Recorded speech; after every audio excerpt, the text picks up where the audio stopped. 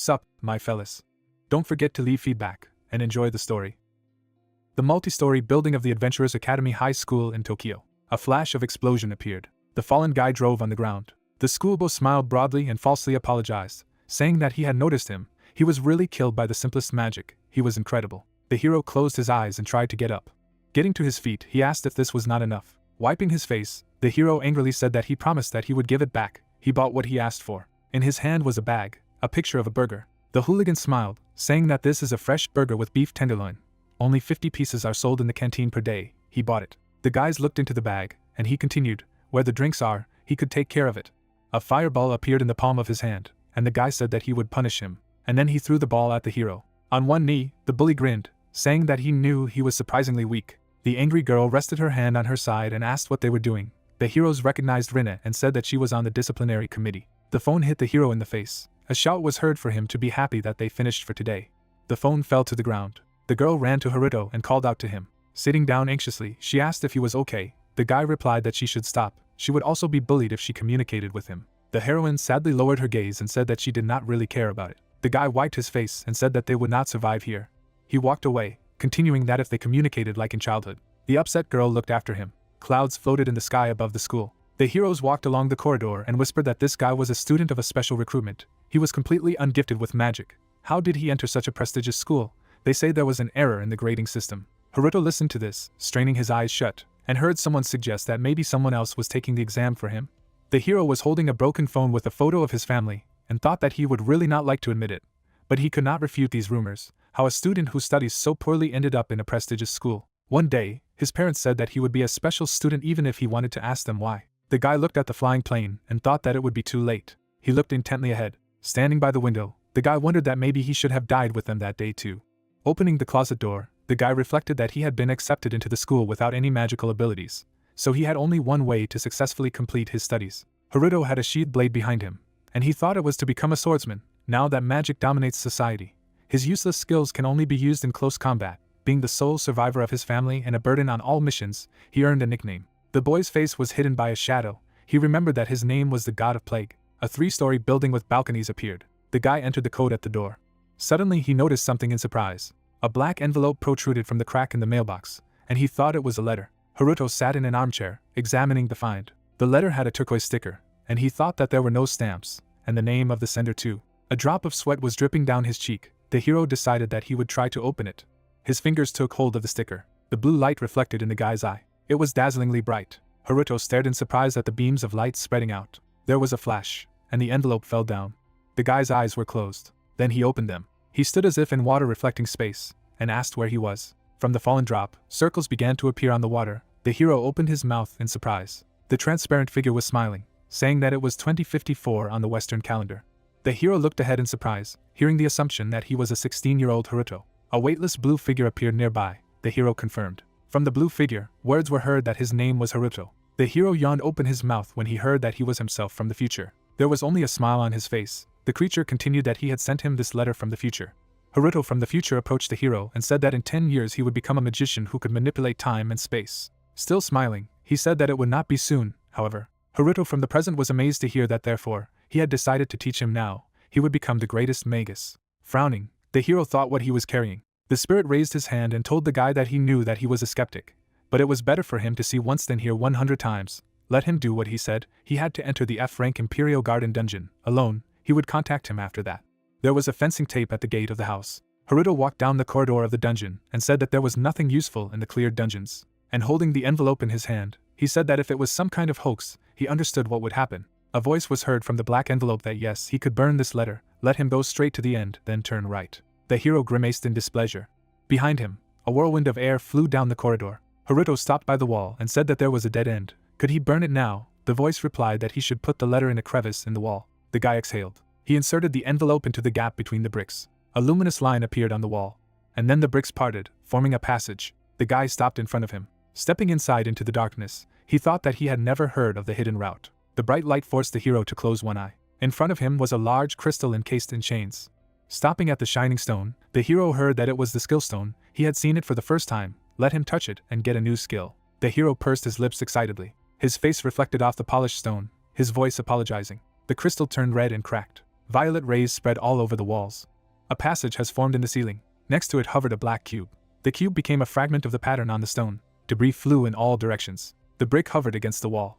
The same was on the other side. They were flying in the air. The stones began to look like a hand. In the rising dust I could see someone's silhouette. The hero opened his mouth. The pink cube glowed. It was an eye on the body of a tall monster. The creature consisted of laid-out stones. Looking at him in surprise, the guy realized that it was a golem. His face seemed to have become an outline. A pink attack beam flew forward. He hit the guy, who screamed. Looking at the stone golem, the brown-haired man thought about what was happening now. He sat by the broken wall and thought. He was deceived. He was hot. His whole body was burning. He was losing consciousness. The light of the phone could be seen in the bloody eye. He thought he would die.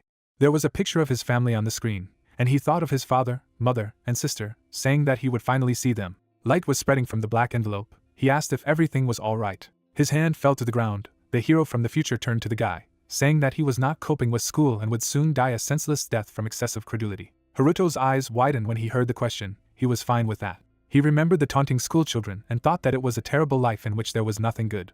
There were bruises on the guy's face. He thought that this was just his life. He convinced himself that there was nothing he could do about it. Remembering standing by the window, Haruto thought he had given up. He remembered his family. The guy angrily knitted his eyebrows and said that of course he was not satisfied with this. The golem waved his hand, and the voice advised him to resist and survive in spite of it.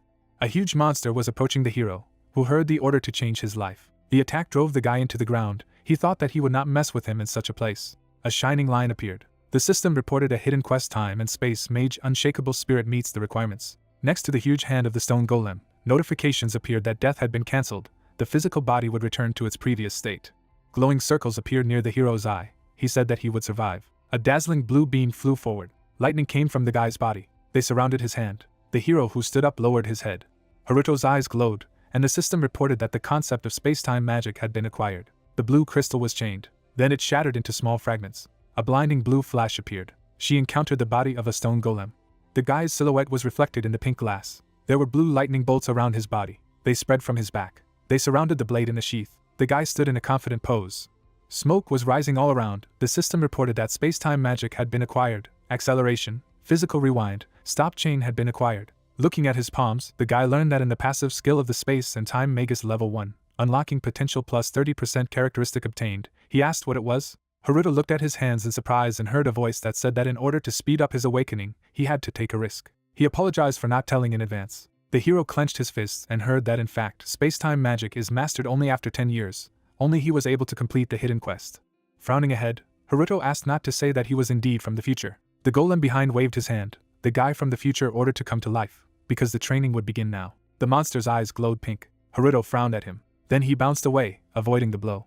The guy flew into the air, surprised to think that his body was very light. It was because of the passive skill. Surrounded by radiance, the guy landed and heard a voice that he would teach him how to use his magic. Let him listen carefully. He didn't need to look to see, he had to feel. Resolutely looking forward, the hero heard that he must feel the passage of time that rules the world. The man from the future smiled, saying that he would succeed, because he was himself. The shadow hid the hero's eyes.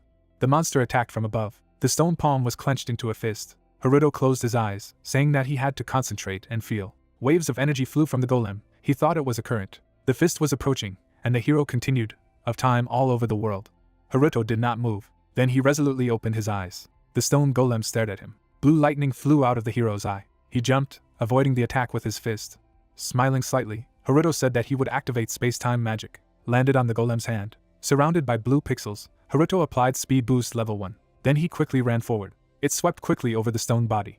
The huge monster staggered. Now he swung his sword, thinking that there must be this cannonball. He thrust his blade into the center of the stone. The guy stood on the golem's head, sticking a sword into it. The black cube was covered with cracks.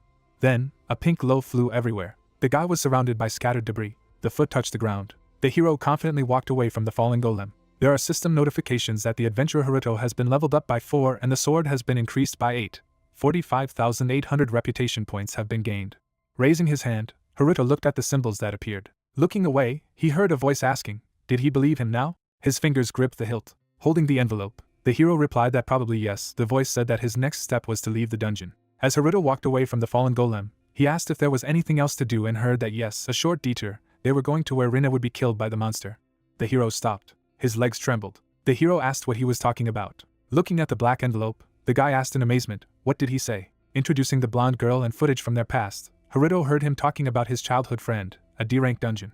The hero was standing on the stone floor. The man from the future smiled and asked to save her and change the future. Haruto resolutely ran forward when he heard being called the Space and Time Mage. Haruto ran down the street after hearing that on May 23, 2054 Western calendar, Rina would be killed in the wilds of a D-rank dungeon due to the unexpected appearance of an extra-rank boss. Imagining the image of the girl, he heard that despite the fact that her teammates used healing magic. The hero quickly ran through the evening city, heard that there was no one else nearby.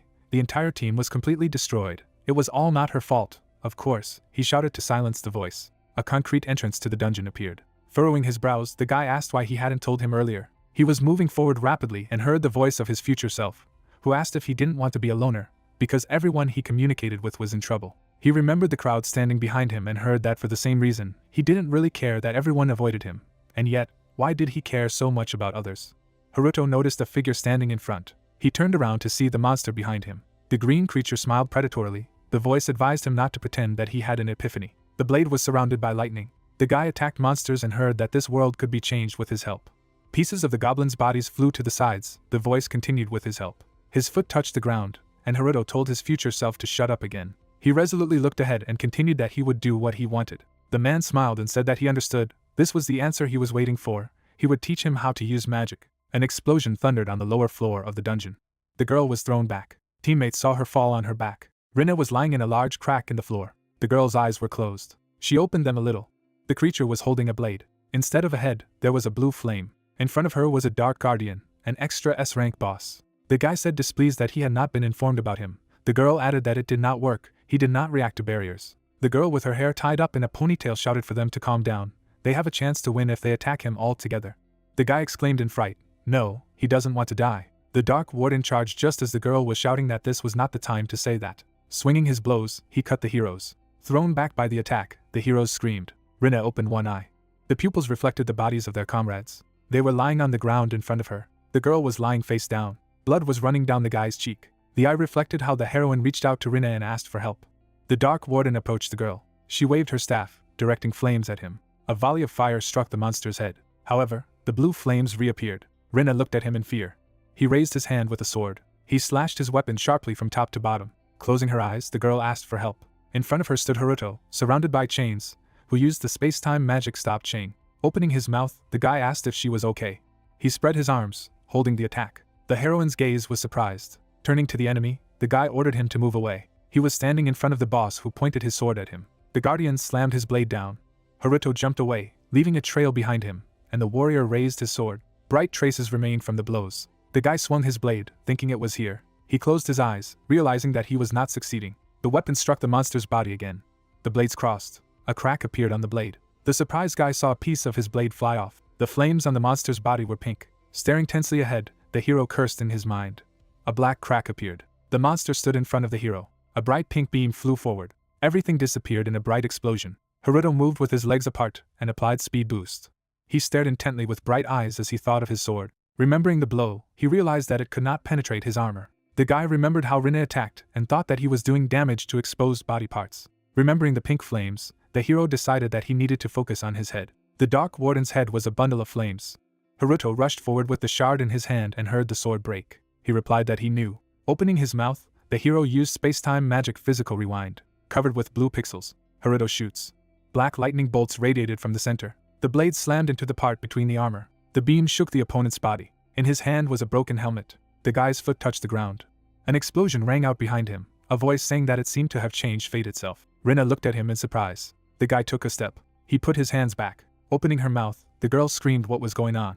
Rina held out her finger demandingly, and demanded an explanation. Doctors carried the guys away on a stretcher. She said that first you need to thank her. There were abrasions on the girl's face. She said thank you for saving her friends. Scratching his head, Haruto replied that there was no reason. The girl looked at him carefully and asked what kind of power it was. The guy remembered the voice from the envelope that said that he shouldn't change time too much and shouldn't talk about space-time magic. My friend looked dissatisfied. With a serious look, Haruto asked if she could keep a secret what he would say. He threw up his hands and said that there was so much going on, he didn't want to stand out. A voice from the envelope was heard from the guy's pocket that he had done everything right. Let him lie something. The guy waved his hands, anxiously saying that he hadn't said anything when the girl asked. He presented a black envelope, angrily thinking that he would kill him. Lowering his head, the hero began the story. He touched his forehead with his finger and told him that he wanted to try a new skill with a sword. He had been training it for a long time, but he was still far from perfect, so he shouldn't tell anyone about it. Clapping his hands in plea, he shouted that she should not tell anyone about it.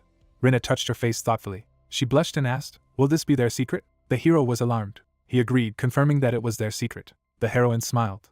Embarrassed, Rina said she understood. She would wrap a strand of hair around her finger and say that if that was the case, then it would all stay between them. Haruto thought she really believed. People walked around on the playground in front of the Adventure Agency High School. The hero thought that this was how Rina's death was prevented. I was sitting at the desk with notes, and thought that at the same time he had received great power, he could not change the past.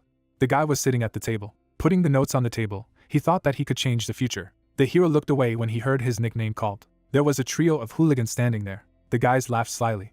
Approaching the hero, they said that they heard that he was in the dungeon yesterday. One guy said that he just ran away from there, when he realized that he was not able to do anything. Brown-haired pointed with a smile and said that moreover, they seemed to have faced an extra boss and defeated him. The second added that they did not expect anything from him.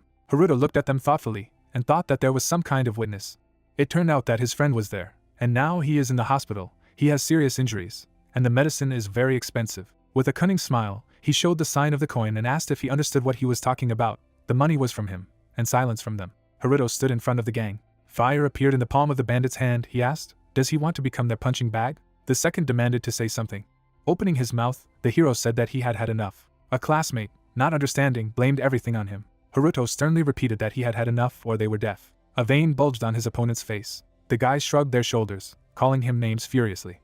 Haruto stood quietly, thinking that thanks to the increase in all indicators, he saw the bullies as if in negativity and thought that he could see clearly. The hero's eyes lit up blue. He swiftly struck the opponents in turn and continued to see all the movements. The guy stopped behind his defeated classmates. They turned around, calling him names, not understanding what was happening, so that they would listen and not approach him anymore, otherwise. He held his wallets and a lighter in his hands, saying that this was what would happen. The brown-haired man pointed his finger, indignantly saying that it was theirs. The guy pressed the lighter button. They looked at Haruto in fear, who said that they would promise it to each other. The hero's eyes burned red. He quoted their question, "What would they say?" The defeated classmates nodded. The guy standing in the corridor breathed a sigh of relief and thought that they would not climb on him anymore, and said aloud that it was time to return to class. Sitting at the table among the rest of the students, he thought that the next lesson was to measure magical abilities. The teacher looked ahead and said that they were starting and called Haruto. He got up from his seat. He remembered how sadly he had seen the zeros in his stats and thought that his magic abilities were almost at zero. Perhaps something had changed when he became a space and time mage. The guy's face was reflected in the mirror. He walked over to the professor's desk and thought that he would try to use a little magic as an experiment. His fingers touched the mirror. Haruto closed his eyes in concentration. Blue rays flew down. The guy's eyes lit up blue. The professor was surprised to see a bright glow emanating from the mirror. The man looked down in surprise. There was a bright blue flash. The mirror was broken. The teacher was shocked to see this. He fell to the floor by the table and shouted what it was. Haruto scratched his head awkwardly and thought he had overdone it. Students were sitting behind him, and the guy thought that everyone was looking at him. Rina smiled sweetly. A man was walking down the street after school. Someone said to have a look. The students watched the hero and talked that he broke the meter, saying, "It was some unknown magic. It can't be. If it's true, he must be above rank A." Haruto looked ahead in displeasure, thinking that gossip was the exact opposite of what he had heard before. He walked down the street and thought that this was even more annoying. The hero looked ahead when he heard how he was called. Holding the phone, he looked away. Then he looked at the other and heard that he was there. The guy was shocked to see something on the ground. His look was extremely surprised. In front of him was a disgruntled plush hedgehog who said it was him. The guy looked down attentively, recognizing this voice. Standing in front of the toy, Haruto asked if he was from the letter, and why did he look like that. The hedgehog put his hands on his hips and said that this was a kind of space-time magic. He had possessed his soft toy. Haruto clarified that he doesn't think he understands everything. The spirit that had possessed the toy looked at him sternly and said that the matter was urgent. Haruto looked down and heard that it was not the time to relax. Furrowing his eyebrows, the plush hedgehog said that the chaos dragon appeared earlier than in the future he knows. The guy standing opposite repeated in surprise. The man gritted his teeth and said in the form of a hedgehog that it was bad. He remembered the dragon that had attacked humans, said that he had destroyed the guild. Imagining the silhouette, he went on to say that he had taken many lives and caused an unprecedented disaster. A huge dark dragon opened its mouth. The man from the future continued that he was classified as an alpha-type monster. At least that was the case in his time. Haruto pursed his lips. The plush hedgehog said that he appeared earlier, and they must destroy him at all costs. The toy standing next to him continued that if this was not done, an unprecedented catastrophe would happen, like in his future. The guy was surprised. Waving his hand, he said that then they should contact the guild and request an extermination team. The hedgehog turned away, hearing that he was confident with a team of high-ranking mages. But the toy interrupted, saying that it would not work. There was no more time. A black shadow covered them. Haruto looked up in surprise. His eyes widened. In front of him was a huge black dragon. He was already here. Frightened, opening his mouth, Haruto asked if he shouldn't be in some dungeon. The voice from the toy replied that it was a ferocious migrating species. He wouldn't stay in one place. Chaos Dragon flew to the side. Looking at him, the guy said that if this continues, he looked intensely at the dragon soaring in the sky, saying that the disciples would suffer. The heroes were walking along the path in front of the school. They laughed and talked. Suddenly a shadow covered them. They saw a huge dragon in the sky and said that it could not be. Why was there a monster here? The red eye was glowing. The disciples ran frightened, screaming. The blonde girl shouted at everyone to get ready for battle. Those who don't have magic should run to the dormitory. The students held staves in their hands. Haruto ran towards them and shouted that they were the protectors from the student committee. A round magic seal appeared. Sorcerers created seals. Bright rays flew towards the dragon. The girl raised her staff. With a stern look, she said that they should not let him near the school. The dragon saw a magic seal in front of him. The glow was getting brighter. There was a blinding flash and smoke from the explosion rose in the air. The disciples looked at it happily, saying that she could. The blonde closed her eyes when she heard that she was the head of the committee. Suddenly, her gaze became strained. The monster opened its mouth and roared. Shouts were heard that there was not a scratch on it. It was a dragon's slayer bullet. A shining ball appeared in the dragon's mouth. And then he let a beam of light shine on the guys. The frightened face disappeared in a bright glow. A powerful explosion appeared. The students were lying on the ground. Haruto said that the magic protectors from the committee instantly. A hedgehog sat on his shoulder and said that it was not surprising. They were just schoolchildren. The guy exclaimed that now was not the time for such comments.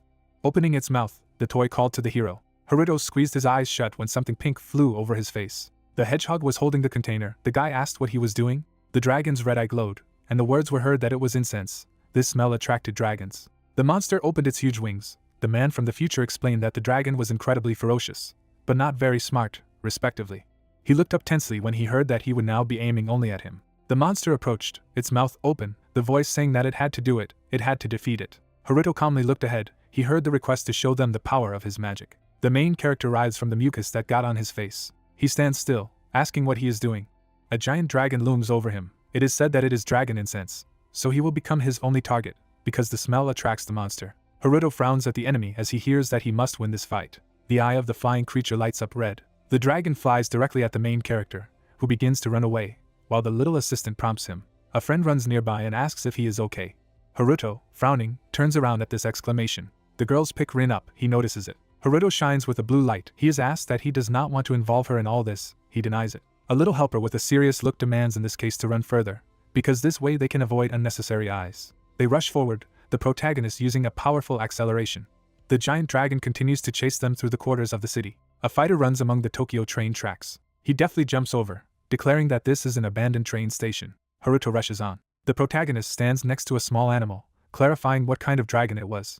An image of a monster spewing flames from its mouth is shown. It is explained that its essence is a dark element. A collision with its flames promises instant death, and the vapors around it have a delayed debuff effect. The beast sits on the fence and explains that it is resistant to physical attacks. Simple ones do not cause any damage. Haruto wonders that it appeared 5 years earlier. With a serious expression, the assistant replies that he is still small and not particularly smart, so he is easily lured by the smell. The main character crosses his arms and listens to the fact that he is definitely worth 500,000 credits. Dumbfounded, Haruto turns around, asking the price again.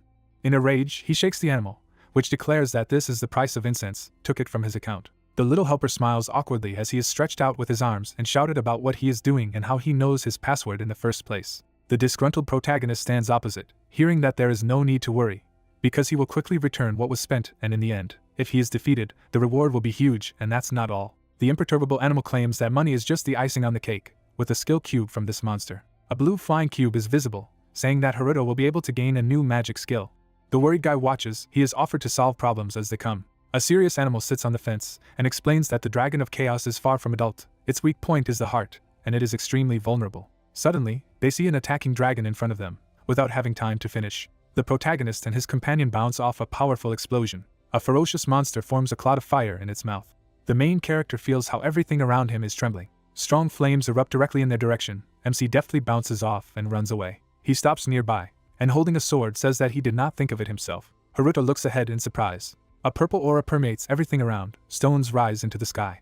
A strong explosion is heard throughout the area. The dragon, with its mighty wings raised, stands in the middle of the smoke. The monster sees a shining hole in his chest. It begins to take off. His gaze is serious. The protagonist sparkles with magic with his whole body, claiming that it was just him, half a second ago. The discouraged animal wonders if he has just come up with a practical application of space-time magic to avoid the attack. Haruto flies up and is right in front of the dragon's chest. A bright purple core can be seen inside the monster. Frowning, the protagonist sees this and realizes that he is facing the heart of a dragon.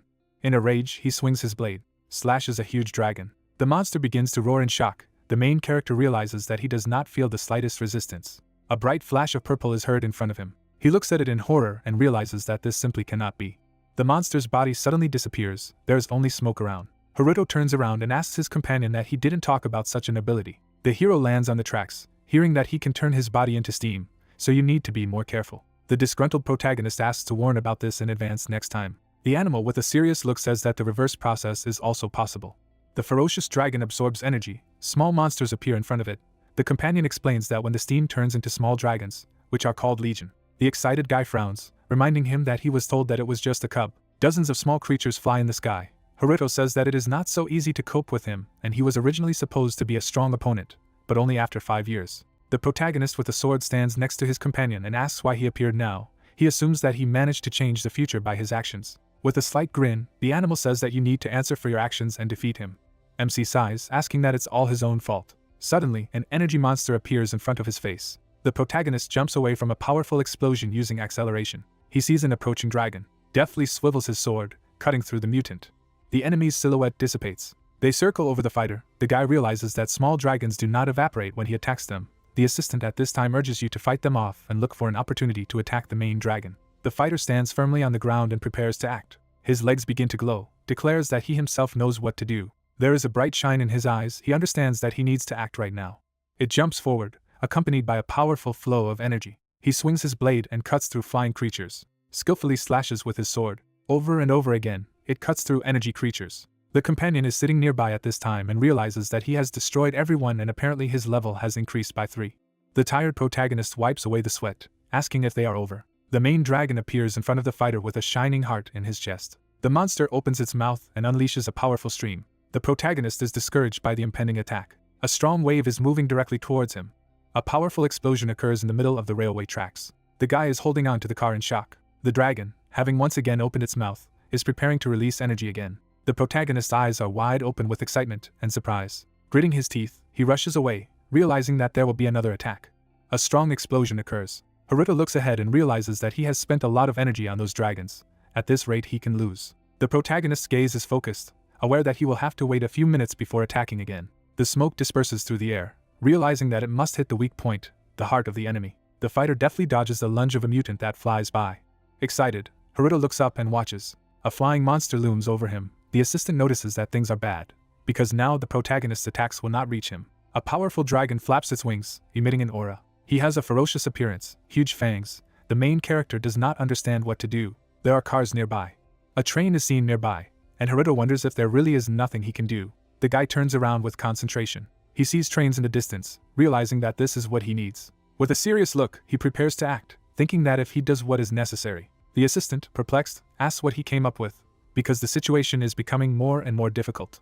Suddenly, the protagonist takes a small companion. He begins to run forward, holding him close, shouting that he will follow him. The fighter deftly jumps around the cars. Frowning, the main character replies that he knows, thereby responding to the shout that no matter how high he rises, he cannot reach the dragon. He swings his companion with all his might.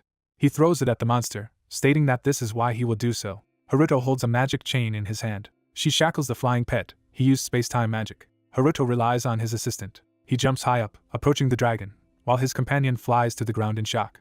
A ferocious dragon burns with fire. With a confident look, the main character realizes that he will not let it evaporate. Dozens of chains fly towards the enemy. They attack the dragon, which roars in pain.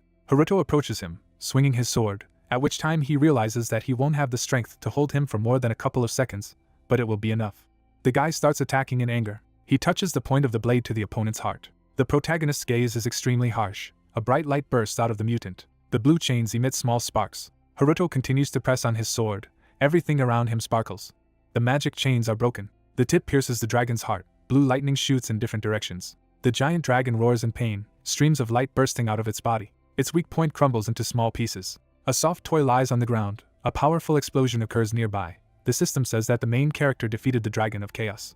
The main character, frowning, looks ahead. In front of him lies a giant dragon, under which a pool of blood can be seen. The system says that the adventurer's level is increased by 15, the skill of using a sword is up to 28, and 872,000 credits are obtained. The window shows the Fong of the Dragon of Chaos, which the protagonist obtained. An important message says that it is recommended to increase the rank to C15, you need to contact the nearest guild.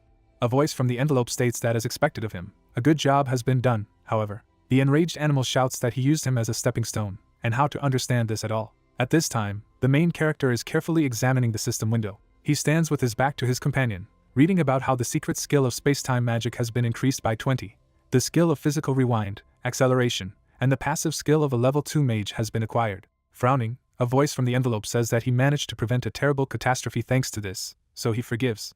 Suddenly, a siren appears behind him, suggesting that someone has reported what happened. Haruto turns around at the sound, the companion saying that it will be bad if they find out about them. A small version of the main character jumps on his shoulder and says that it's time to leave. He remarks that at least they agree on this. The protagonist jumps over the fence. A residential building stands in the middle of the night. Light can be seen from the windows. The guy is sitting with his companion on the sofa. He opens the package, addressing the fake self. He looks at the little creature, asking if he eats at all. The companion sighs, asking how a stuffed animal can eat at all. Sometimes it is necessary to turn on the head. The protagonist eats with a serious look, stating that he turned it on and realized that soft toys do not talk.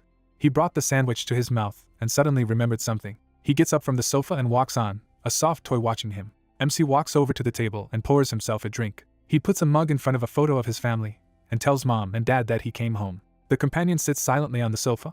The protagonist looks at the frame without turning around and asks the voice from the envelope not to laugh at it. Toy looks at him and replies that he wouldn't, because he is Haruto. The companion watches with a stern face. In the photo, his sister Ria realizes that she won't talk about what happened to her, because it's too early for him to know. The main character, closing his eyes, closes the bottle. He realizes that when he becomes a good magician, then he will tell. The guy opens his eyes in surprise and asks that he was given some materials for weapons. The system window shows the Fong of the Chaos Dragon. A stuffed animal sits across from him and explains that his sword is already falling apart and needs to be repaired. The blade is sheathed. The main character is told that he cannot go to school tomorrow, but make a new weapon. Haruto stands in front of the giant building of the Adventurers Guild, a branch of the Metropolitan Government Office. He says that he always thought he had nothing to do in this building.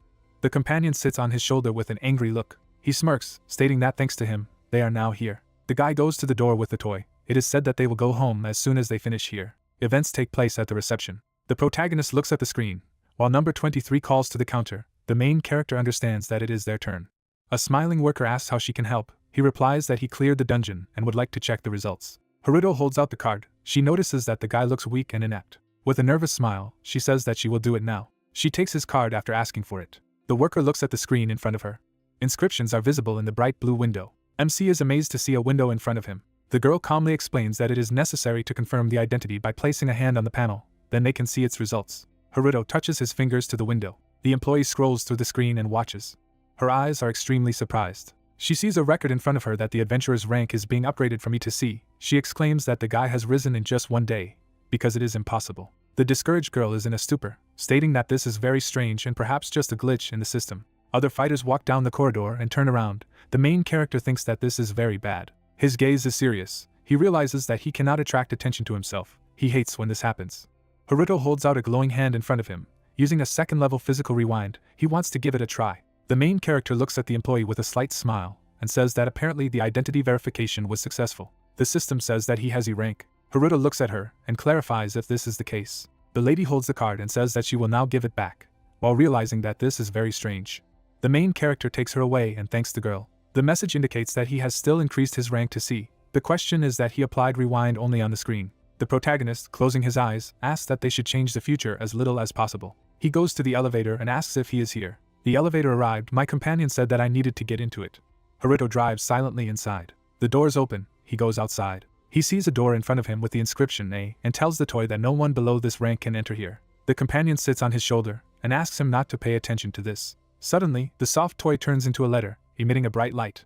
Haruto holds an envelope in shock in front of him, and a voice asks him to hold it up to the scanner. The reader is near the door. The protagonist assures that there is a very serious security here. He still insists. The guy brings the envelope to the screen. Suddenly, the doors begin to open. The main character with a blade goes inside, asking if everything is really so simple. The voice from the envelope answers that you need to start.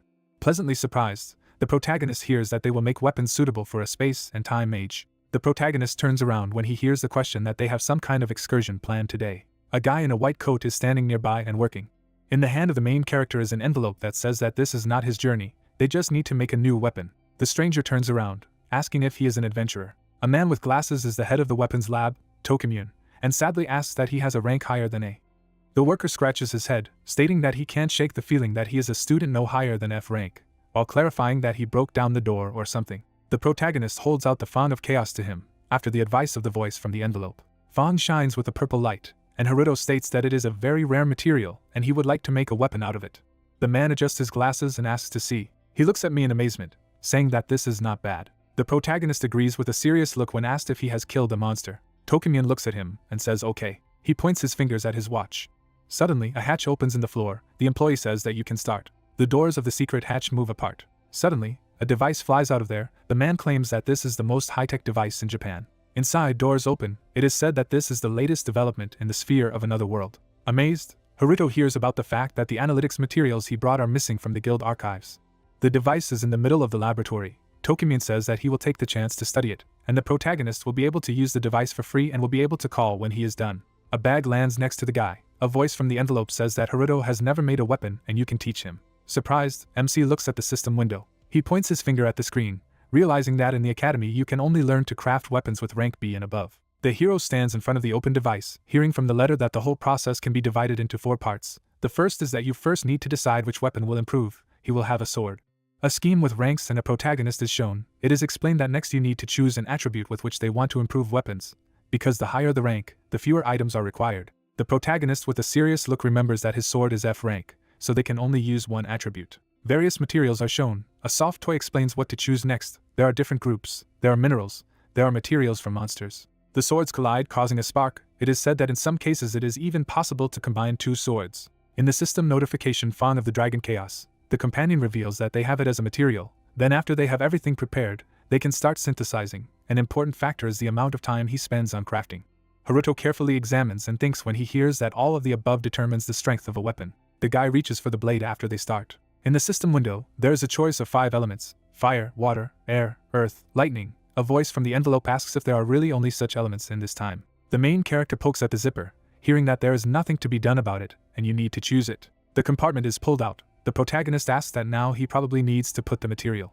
He puts the dragon's fang in the compartment. The drawer is pushed back. A voice from the envelope says that it is necessary to put the production time of 3 years. The discouraged guy exclaims that he can't wait that long. Closing his eyes, he hears what to do as his companion says. The protagonist moves his finger. It is said that the synthesis of weapons begins. The waiting time is 3 years. Suddenly, the envelope flies inside. The letter flies inside the compartment. Bright microcircuits illuminate everything around. The main character closes himself from the strongest flash. There is a release of energy. In the system window, an A-rank Chaos Sword is presented. The device thanks for waiting and says that the weapon synthesis is complete. Haruto examines it, holding it in his hands, asking if it is really ready, while the companion notes that he is very tired, because he knows how to do this, but very rarely. Tokimyun opens his mouth in amazement, and asks that instead of 3 years, the weapon was made in a few seconds. The employee angrily pokes at the screen, not understanding what happened. The protagonist puts away his sword, hearing a voice from the envelope that he needs to hurry up and leave, while the blade is moved to his inventory.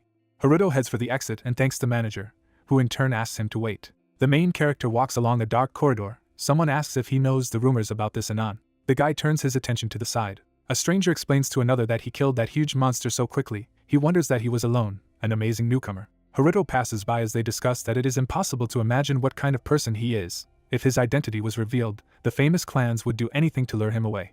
The guy stands in front of the other and exclaims that he would also like to be in the S-rank clan with that heroine. The other says that he with his D rank is as far from there as to Moon on foot. The sad protagonist understands that things are bad. He needs to go home. The stuffed animal calmly replies that they will enjoy the day and try out his new sword. The astonished protagonist wonders where they will go. With a sly grin, the companion says that where the sacred beast lives.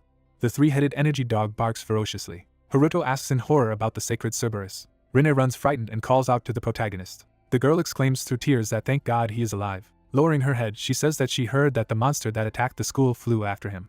She clenches her fists worriedly, stating that she wrote to him, but he did not read, and besides, he did not come to school. The astonished protagonist asks what she is doing here, while she screams that she was very worried. Rinne says with a serious face that she should be asking him, because she came as a representative to apply for the dungeon training. The main character looks at her and realizes that she is in the top mages among high school. The disgruntled toy offers to stop talking. He agrees.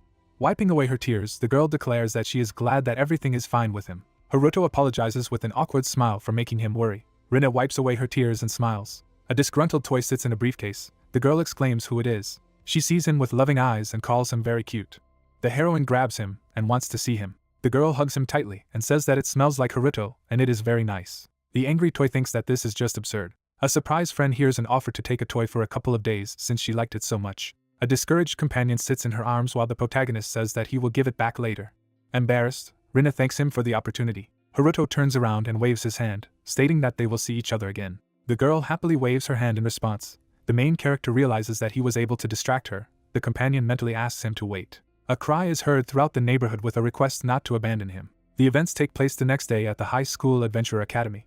The disgruntled assistant looks away. Haruto walks with him on his shoulder and asks him not to be offended, because he almost immediately took him away. The enraged companion shouts that this is not the problem at all. He keeps his paws on his shoulder. With a serious look, he declares that he saw a childhood friend whom he lost 10 years ago, all thanks to Haruto.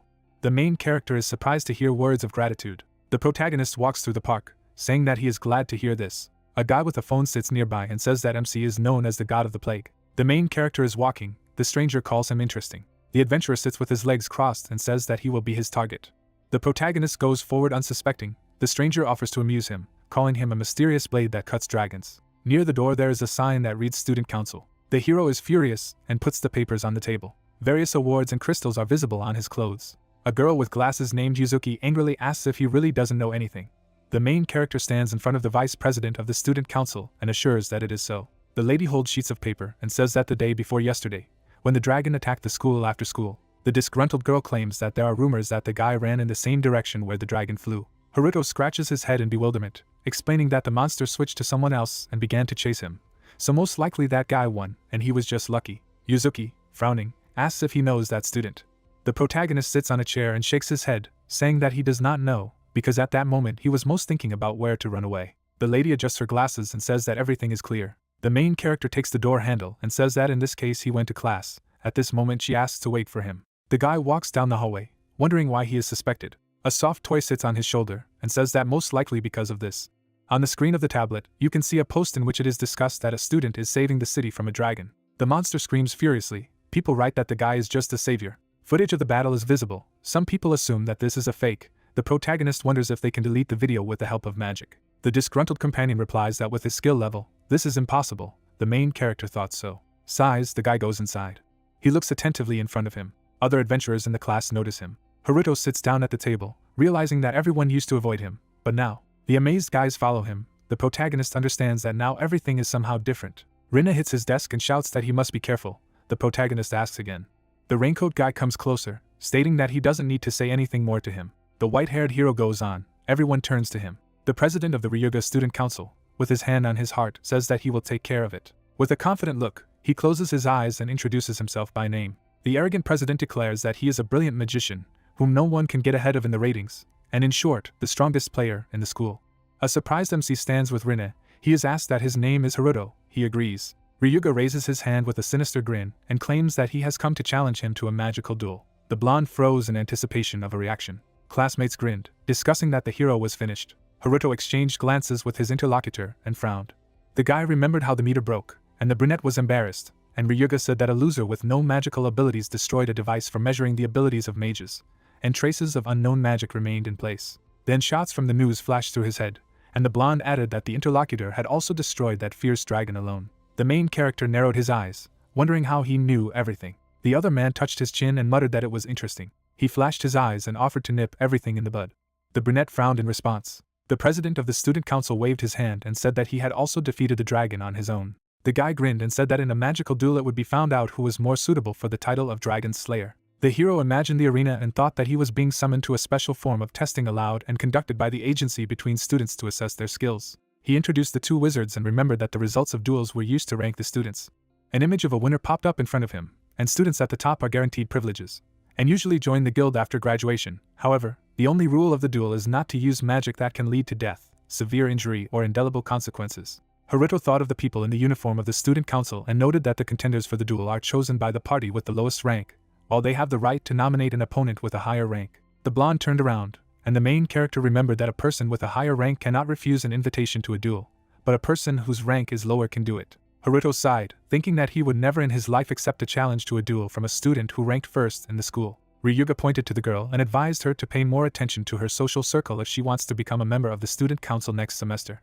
The girl clasped her hands, and the interlocutor paid attention to her hips. Rinna turned pale and flinched. The blonde man grinned and assured her that he would teach her how to properly join the student council at the next private lesson. The student lowered her gaze and quietly thanked him for his help.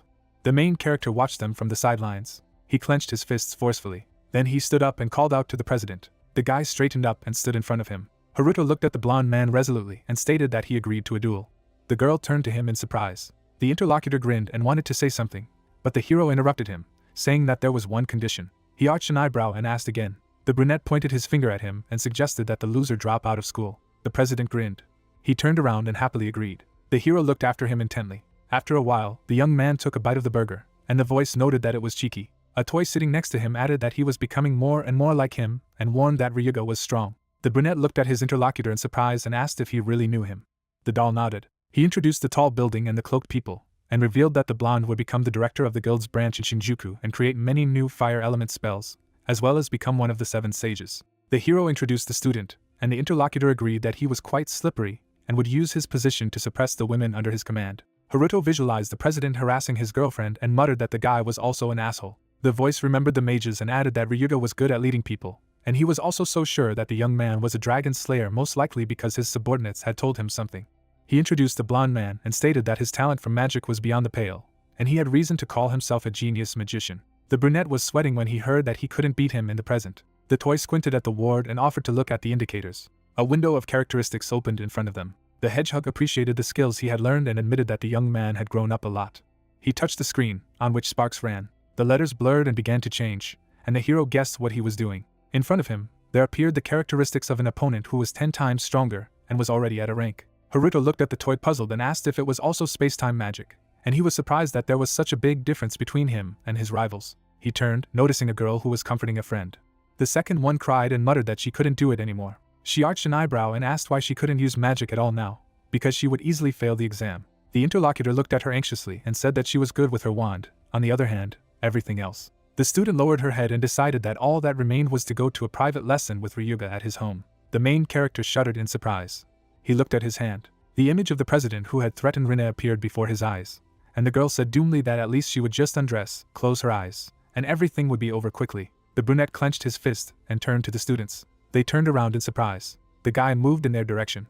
The girls turned, determining that he was from a swordsman's course. Haruto looked at them seriously and stated that it was not necessary to go to these private classes and he would take care of it. The hero stretched out his hand to the girl, and she shuddered. The wizard closed his eyes. A glow began to emanate from his body, and the young man thought that he had noticed in the magic ability measurement lesson that he could feel the movement of magic. In front of him was the silhouette of a female student, and Haruto noted that in her body, the magic looked like burns, and the current had stopped due to some spell that clearly exceeded her level. A ball sparkled in her stomach, then in the area of her collarbones, and the hero decided that he needed to find out the root of the problem and return the current of magic to normal. The brunette narrowed his eyes and asked not to be afraid. The interlocutor looked at him questioningly. The guy concentrated the energy in his palm. He touched her body with quick movements. The student looked up in confusion. Her friend shielded the girl and displeased asked what he was doing, but instead of answering, the hero suggested that the student use magic. She nodded uncertainly. A green sphere appeared between her palms. A bright light emanated from her. The girl smiled and exclaimed that everything was working. The brunette rounded her eyes and noted that her friend had become even stronger than before. The disciple smiled enthusiastically as she looked at her strength. She approached the hero and thanked him. The guy watched her wipe away her tears and was glad that she would not have to go to Ryuga. The brunette knitted his eyebrows, remembering his girlfriend. The sunset was spreading in the sky, and the hero headed for the exit. The toy squinted at him as he asked what to do to become stronger. The young man looked at his hand and reminded him that there were 3 days before the duel. He frowned and said that he had to catch up with his opponent in terms of stats, so which dungeon he could pass would increase his stats as much as possible. The interlocutor smirked and replied that he had already found the location and information about the new dungeon. Haruto frowned and wondered what the reward was. The hedgehog grinned. He presented the tables and replied that there was a huge amount of experience, new spells, the ability to test a new sword and summon a monster. The guy imagined all this and smiled, noting that this is what is needed. B-rank dungeon, Azabu. The main character was sweating and thought that he really said so, but he really would have to fight with all of them. Golems crowded around him. He looked around and asked if it was worth it. A sword appeared in his hand. The toy on his shoulder bent down and said that neither of them should be allowed to escape. The young man rushed to attack, determined to kill all the monsters in this dungeon. His eyes blazed with blue fire. An hour later there was a fight on the lower level of the crystal labyrinth. The cloaked lad swung his sword at the enemy. His surprised face was reflected in the shard of the broken blade. Her partner put out her staff and shouted to get out of the way. She frowned and used the flame stream. The girl grinned and asked how the enemy could do this. The smoke cleared, and it was clear that the dark crystal knight didn't care. The adventurers cowered, not understanding why their attacks were not working. The enemy swung his weapon. The partners closed their eyes in fear. Suddenly a bright flash appeared. The guy opened his eyes. His face immediately showed shock. Someone's blade struck the knight's head. The main character forcefully unleashed an attack on the enemy. There was a powerful explosion. The adventurers looked up at the young man and exclaimed that they had been saved. The brunette wiped his chin and said that there were many monsters spawning in this dungeon, so it would be better for them to leave as soon as possible. The girl helped her partner up, and he asked what Haruto would do. The student frowned. He gripped the hilt of his blade and stated that he would have to distract the rest of the monsters so that they could leave. The adventurers wandered to the exit, thanking their savior. The hero knitted his eyebrows, and the hedgehog on his shoulder said that he had killed a total of 89, and this was not even half of what was needed. The guy took a fighting stance and replied that he knew. A crowd of knights towered in front of him, and the interlocutor advised him to finish quickly and raise his level. The hero swung his sword. He moved forward, scattering his opponents. The toy on the shoulder looked at the ward and said that such monsters give the most experience of all that the crystal labyrinth has, so killing them will be the most effective. Several knights jumped up, and the tutor added that this was not an easy opponent for the young man. The brunette's eyes flashed. He put out his hand and created blue chains. The shackles pierced the monsters, and the hedgehog reminded them that the sword of chaos with an element of lightning should help. Haruto rushed to attack. With a swift movement, he cut several knights. The student resolutely knitted his eyebrows. Then he landed on the floor, and the toy again asked to kill as many as possible. Chains appeared from under the hero's foot. His pupils flashed, and he declared that he would not leave a single one. The bright light blinded the enemies. The young man swung his blade, attacking several at once. The guy frowned. He sliced through the air with his blade. Haruto stood among the shards, but the monsters surrounded him again. Sweat dripped from the hero's face. A knight in a cloak rushed to him. It was the Dark Crystal General. The young man knitted his eyebrows and noted that he looked like a boss. The guy barely managed to block the attack. He gritted his teeth and thought that he shouldn't be frightened by his strength. Purple smoke began to emit from the blade when the hero remembered the special characteristics of the sword. The student parried the blow, and the enemy's sword entered the ground. The hero's blade radiated darkness. The young man quickly took a fighting stance. He swung his weapon. His eyes flashed with lightning. A powerful blow cut through the air. The knight's head fell to the ground with a crash. Haruto turned pale and breathed heavily. However, he immediately jumped away, dodging the attacks when the advisor called out to him. The hedgehog frowned and noted that the principles of space-time magic are different from ordinary magic. The brunette swung his sword, and he added that it had nothing to do with magical abilities. The young man presented the diagram, and the voice explained that it uses a certain factor that controls the passage of time in the world, so anyone, even without magical abilities, can learn to do so. Haruto frowned and was indignant that he was only talking about it now, to which the interlocutor said that in an extreme situation it is best remembered. The monsters continued to advance. The young man created chains that stopped his opponents. A few blows with the blade cut them apart, but the toy advised them not to relax. The guy shuddered and turned to the silhouette. Dark crystal mages appeared in front of him. The monsters created energy in their palms. Haruto froze, and the other reminded him that he was a mage of space and time. The enemy shot beams at him, but the young man dodged, hearing that he must always keep an eye on the Chronos factor, even during battle. The brunette stared, noticing a flash in front of his face. He frowned and ordered the passage of time to stop. A blue light emanated from his eyes. Pulsars froze in the air in front of him. Then an explosion rang out in the room. The silhouette of an adventurer stood out among the smoke. He knitted his eyebrows and held out his hand with the seal. The enemy stood in front. The guy raised his other hand and frowned. Energy was released from his palm. A powerful blue beam shot towards the monsters. Now there was a pile of shrapnel in front of the young man. Haruto looked at his hand dumbfounded, having learned that this is how to use the flow of time. The hedgehog grinned and replied that this is how everything works. He remembered the young man's blow and thought that he was even more talented than him, because he had already been able to release a chrono beam. The blade plunged into the stone. The main character stood on a pile of monsters. The young man was sweating and breathing heavily, but notifications flashed in front of him about the increase in the level. The brunette leaned on his leg and asked what the next target was. In the inner part of the lower level hall, there was a main boss. The Cerberus sacred beast flashed its eyes. The main character approached the gate, from behind which there was a draft. He clutched his head and squinted in pain. The hedgehog looked at the young man and explained that this was the consequence of the continued use of space-time magic, because it greatly burdened the brain. The toy frowned and asked if the guy wanted to return. He put his hands on the door and refused. The hero knitted his eyebrows and replied that time was running out. So Haruto found himself in the inner hall of the lower level of the labyrinth in front of the final enemy. The student was sweating, and the mentor whispered that this monster, unlike the others, had honor and dignity. Cerberus stepped closer, and the hedgehog advised the young man not to relax and to be careful. The main boss growled. Haruto shrunk, and the interlocutor added that in front of him was a magical beast with the soul of a samurai. The young man closed his eyes and clattered. The enemy narrowed his eyes. The toy held out a flask and advised the hero to drink to feel better. The student obediently unscrewed the lid. The opponent sat down waiting for the young man to recover. The hedgehog jumped off the hero's shoulder. The brunette took a sip, thinking that this boss was weird. Cerberus watched the intruder, and the toy said that he had an old wound on his right side, so he should aim at it. Haruto wiped his lips and noticed that he could feel his frightening aura again. The enemy stood up, and the guy was surprised that he was really waiting for him, as befits a samurai. Magical flashes emanated from the wool. The enemy swung his paw sharply. The young man hurried to jump to the side, and the blow hit the floor. The hero's eyes sparkled. He noticed the same wound on his opponent's body. It was a ragged scar. Cerberus rushed to attack again. The brunette frowned and tried to shield himself with his sword. One of the mouths bit the blade. Haruto tensed as the enemy gnawed at his blade. The young man suddenly let go of the handle. He jumped over his opponent. The third head turned around and opened its mouth, concentrating energy. The hedgehog frowned and shouted that the enemy was attacking, and he had to dodge. The guy gritted his teeth and pushed off the ground. A powerful beam almost hit the adventurer, but he managed to dodge. The young man clenched his fist, gathering his energy. He aimed at the wound on his side. The hero struck hard. The beast opened its mouth and roared. The guy immediately jumped away. The monster shook its head. The hedgehog remembered the incident with the student and asked if it was really an impact on pressure points. The scar on Cerberus's side was healing, and he asked if the young man had healed his old wound. The hero looked at his opponent and replied that he repaid him for waiting for him to recover, as he wanted a fair fight. The toy stared, exclaiming that the brunette is abnormal and will die like that. Haruto nodded and retorted that kindness should be returned even to monsters. Besides, if he died here, it would be the last thing he did. A blade flashed in the air.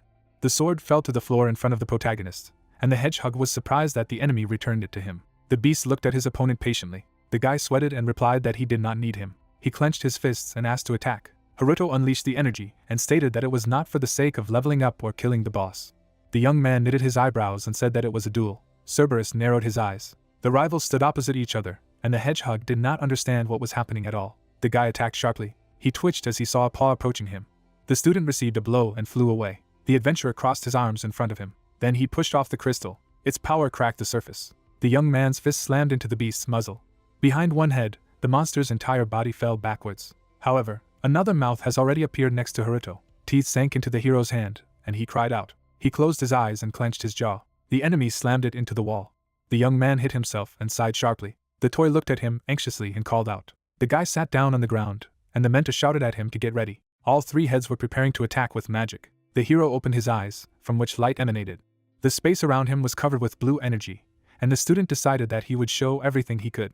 A ball sparkled in the monster's mouth. A powerful beam shot towards the opponent. The brunette continued to sit, looking in front of him. From the bright light, his silhouette became blurred. 3 beams struck forward. However, at this moment, Haruto found himself on the side of the beast, swinging and hoping that its body would endure. The adventurer frowned and concentrated his energy. The young man unleashed a series of blows on the enemy. Suddenly he twitched in pain, and blood spurted from his hand.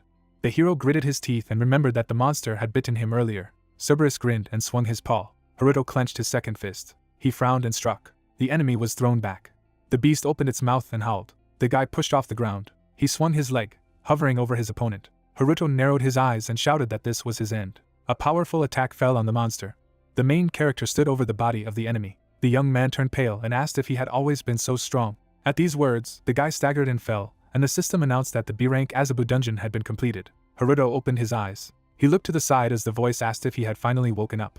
A hedgehog stood over him. The hero stood up and muttered that it seemed that he had defeated the enemy after all. The brunette looked at the notification that the level had been raised by 20, and then noticed that he had received the cloak of a space and time mage. He scratched his head and decided that he would try it on later. Haruto looked away. In front of him stood Cerberus. The guy jumped up and jumped away. The beast looked at the adventurer in admiration and wagged its tail. The brunette stared at him uncomprehendingly. The former opponent stuck out his tongue. The student then stretched out his hand uncertainly. Cerberus poked at her happily. The main character squatted down to stroke the monster, and the toy noticed that he liked it. The hedgehog narrowed his eyes and said that he would never have thought that everything would turn out this way. But the guy received the award, so he should be grateful. Haruto looked at him and asked if he was talking about equipment. Cerberus stood up, and the interlocutor stated that he meant to summon Sacred Beast, which is the ultimate reward for completing the Crystal Labyrinth. The hedgehog looked at his former boss and explained that they had yet to sign a contract, and if the young man gave his blood, he would serve him. Haruto bit his finger. Then he dripped it on the animal's tongue. The monster's body began to dissolve, and the mentor said that now the hero will be able to summon him at any time, so they got what they came for. 3 days later, the Adventurers Academy. Haruto walked down the alley, and the schoolchildren around him whispered as they looked at him. There were abrasions on the young man's face and even a plaster. Rina spotted her friend in front of her and called out to him. She looked at him anxiously and asked where he had disappeared and what had happened. The brunette turned around and replied that he had specially trained for the duel. The classmate raised her eyebrows and asked again, wondering what he was doing that looked so bad. Haruto clenched his fist and declared that he was ready. The girl looked at him and wondered if this was still the young man she knew. The guy closed his eyes and moved on. A blonde man watched them from above, muttering that he expected that his opponent had long since fled. Ryuga grinned and said that he had come here to be pitted by everyone. The main character and his girlfriend approached the opponent. The president of the student council made a gesture with his hand and announced that the duel would take place today after school. He smirked and wondered if the mysterious dragon slayer had gathered his strength. The brunette knitted his eyebrows and replied in the affirmative. Ryuga arched an eyebrow and reminded him of the stupid condition. Haruto nodded and repeated that the loser was expelled. The rivals looked at each other, and the blonde said that it was somehow boring. He adjusted his cloak with a graceful gesture. Then he smiled and offered to put 100 million credits at stake. The main character rounded his eyes in surprise. The students began to press on him, demanding that he agree, and laughed. The hedgehog looked out of the bag. He remembered the mages and thought that Ryuga was using other apprentices so that Haruto couldn't refuse. The toy, rammed among the things, puffed out her cheeks, noting that the enemy was cunning, as always. Rene grabbed her friend's sleeve. The blonde man grinned and thought that he would take everything from him and make him his slave. The girl looked at the hero in alarm and muttered that this was too much, but Haruto easily agreed to the condition. The president turned around and smiled. He waved his hand and said that he was very much looking forward to a duel. The guy went the other way, saying that Rina had taken the wrong side, so let him prepare for a private lesson. The girl pursed her lips and sweated. She looked up at the main character when he asked not to worry. He smiled resolutely and declared that he would definitely win. The guy put on his jacket. After school, he was walking down the corridor and heard a voice from the envelope that it was duel time, to which he replied that he knew. Haruto looked ahead questioningly. There was a crowd of schoolchildren in front of him. One of them said, "What a coincidence. Why don't he entertain them before going to Ryuga?" A guy with a spear standing behind said that each of them was promised 1,000,000 credits for beating him. The hero with the band-aid on his face was silent. The schoolchildren surrounded him from behind. I heard what it was. He was frightened. Even tears would not help him. Opening his mouth, the hero said something quietly. The opponent frowned, touching his hair with his hand. Haruto explained that he was glad that he was using the old tricks he had been preparing for. So trivial that it looked like a cliché. Now he could beat them up without regret. His eyes lit up, and he said that he was counting on his rightful share in the first place. The opponent thrust his sword forward. Swinging, he angrily shouted that he should not be impudent. A hand grabbed his face. Haruto slammed him hard to the ground.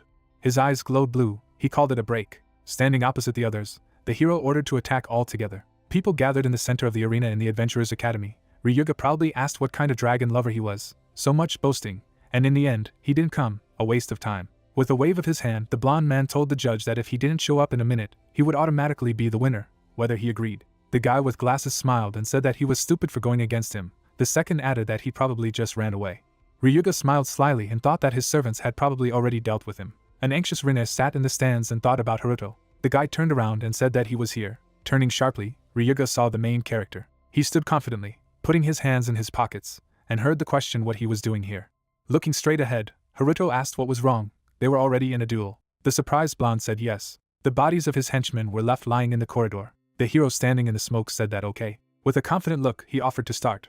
Turning to the referee, Haruto asked for a signal to start. Ryuga frowned in displeasure when he heard that the student of Class 3A. There was a band-aid on the boy's face. He heard that he was against a student of Class 2F. The blonde gritted his teeth in displeasure, thinking that he did not know how he did it. He stood opposite and thought that he would personally stop him here and now. He pursed his fingers. Waving his hand, Ryuga shouted that he would not hold back. Whirlwinds of flame swirled around. Putting out his hand, the guy insidiously asked if he was ready for a real battle. Haruto stood in front of him and pondered that he would start with the Hellfire Fire spell, this high-level magic. A glow appeared above the palm. Putting his hands forward, the blonde man wished him death. There was a sly smile on his face. He thought that he had put everything into this spell. If he hit, he would die immediately. Lightning flew from Haruto's eyes. He imagined the intersecting elements and thought that damn, lightning is the most warped by the passage of time. As he progresses, he can see their past position and where they will end up in a second if he watched them closely. The fireball was approaching the hero. However, he dodged them, one by one. The flames flew near his face. The hero confidently moved forward. He was standing in the middle of black smoke. Ryuga said that it was impossible. His foot touched the ground. Haruto frowned down. Then he jumped high, dodging the flash. A volley of fire flew over his head. The opponent standing in front of the flames shouted that even his double attack didn't work. It couldn't be. The look of the blonde man was surprised. Blue rays flew from Haruto's palms, and he aimed it at his opponent. Magic struck Ryuga in the chest. He was lying in a crack on the ground, and the audience shouted that this could not be. What kind of technique was it? Did he know magic? An admiring Rina exclaimed that it was wonderful.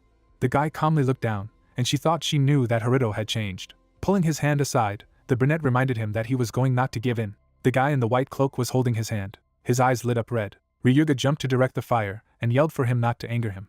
The blows flew towards Haruto, who thought it was the fire dragon fist, a melee attack with a flame temperature of 3000 degrees Celsius. Slyly looking at how he clenched his fingers, Ryuga thought that he was a fool. He would destroy everything he touched, including him, let only ashes remain. The guy made a hook to his opponent. The shocked blonde fell to the floor. He gritted his teeth. Haruto swung his fist. The enraged opponent shouted. A fist broke the floor next to his head. Haruto's hand was smoking, and he explained that he had put out the fire. The high school student jumped back, saying that he was trash and would lose anyway. Looking in the direction of his henchmen, he thought that they knew what to do. Flames appeared in their palms, and they mentally replied to him that of course. A fire symbol appeared above the blonde's head. He closed his eyes with a satisfied look. The hero from the future asked. The audience was transferring their powers to him and amplifying his magic. Such an obvious violation of the rules that it was even funny. Looking at the high school student surrounded by fire, Haruto asked how much more alien power he needed. Ryuga's eyes burned with flames, and he giggled angrily. One of his legs turned into a dragon-like paw as he used the invincible secret technique. A bright spark appeared ahead. A huge beam of flame rose in the arena. Haruto stared at him, his mouth open in surprise.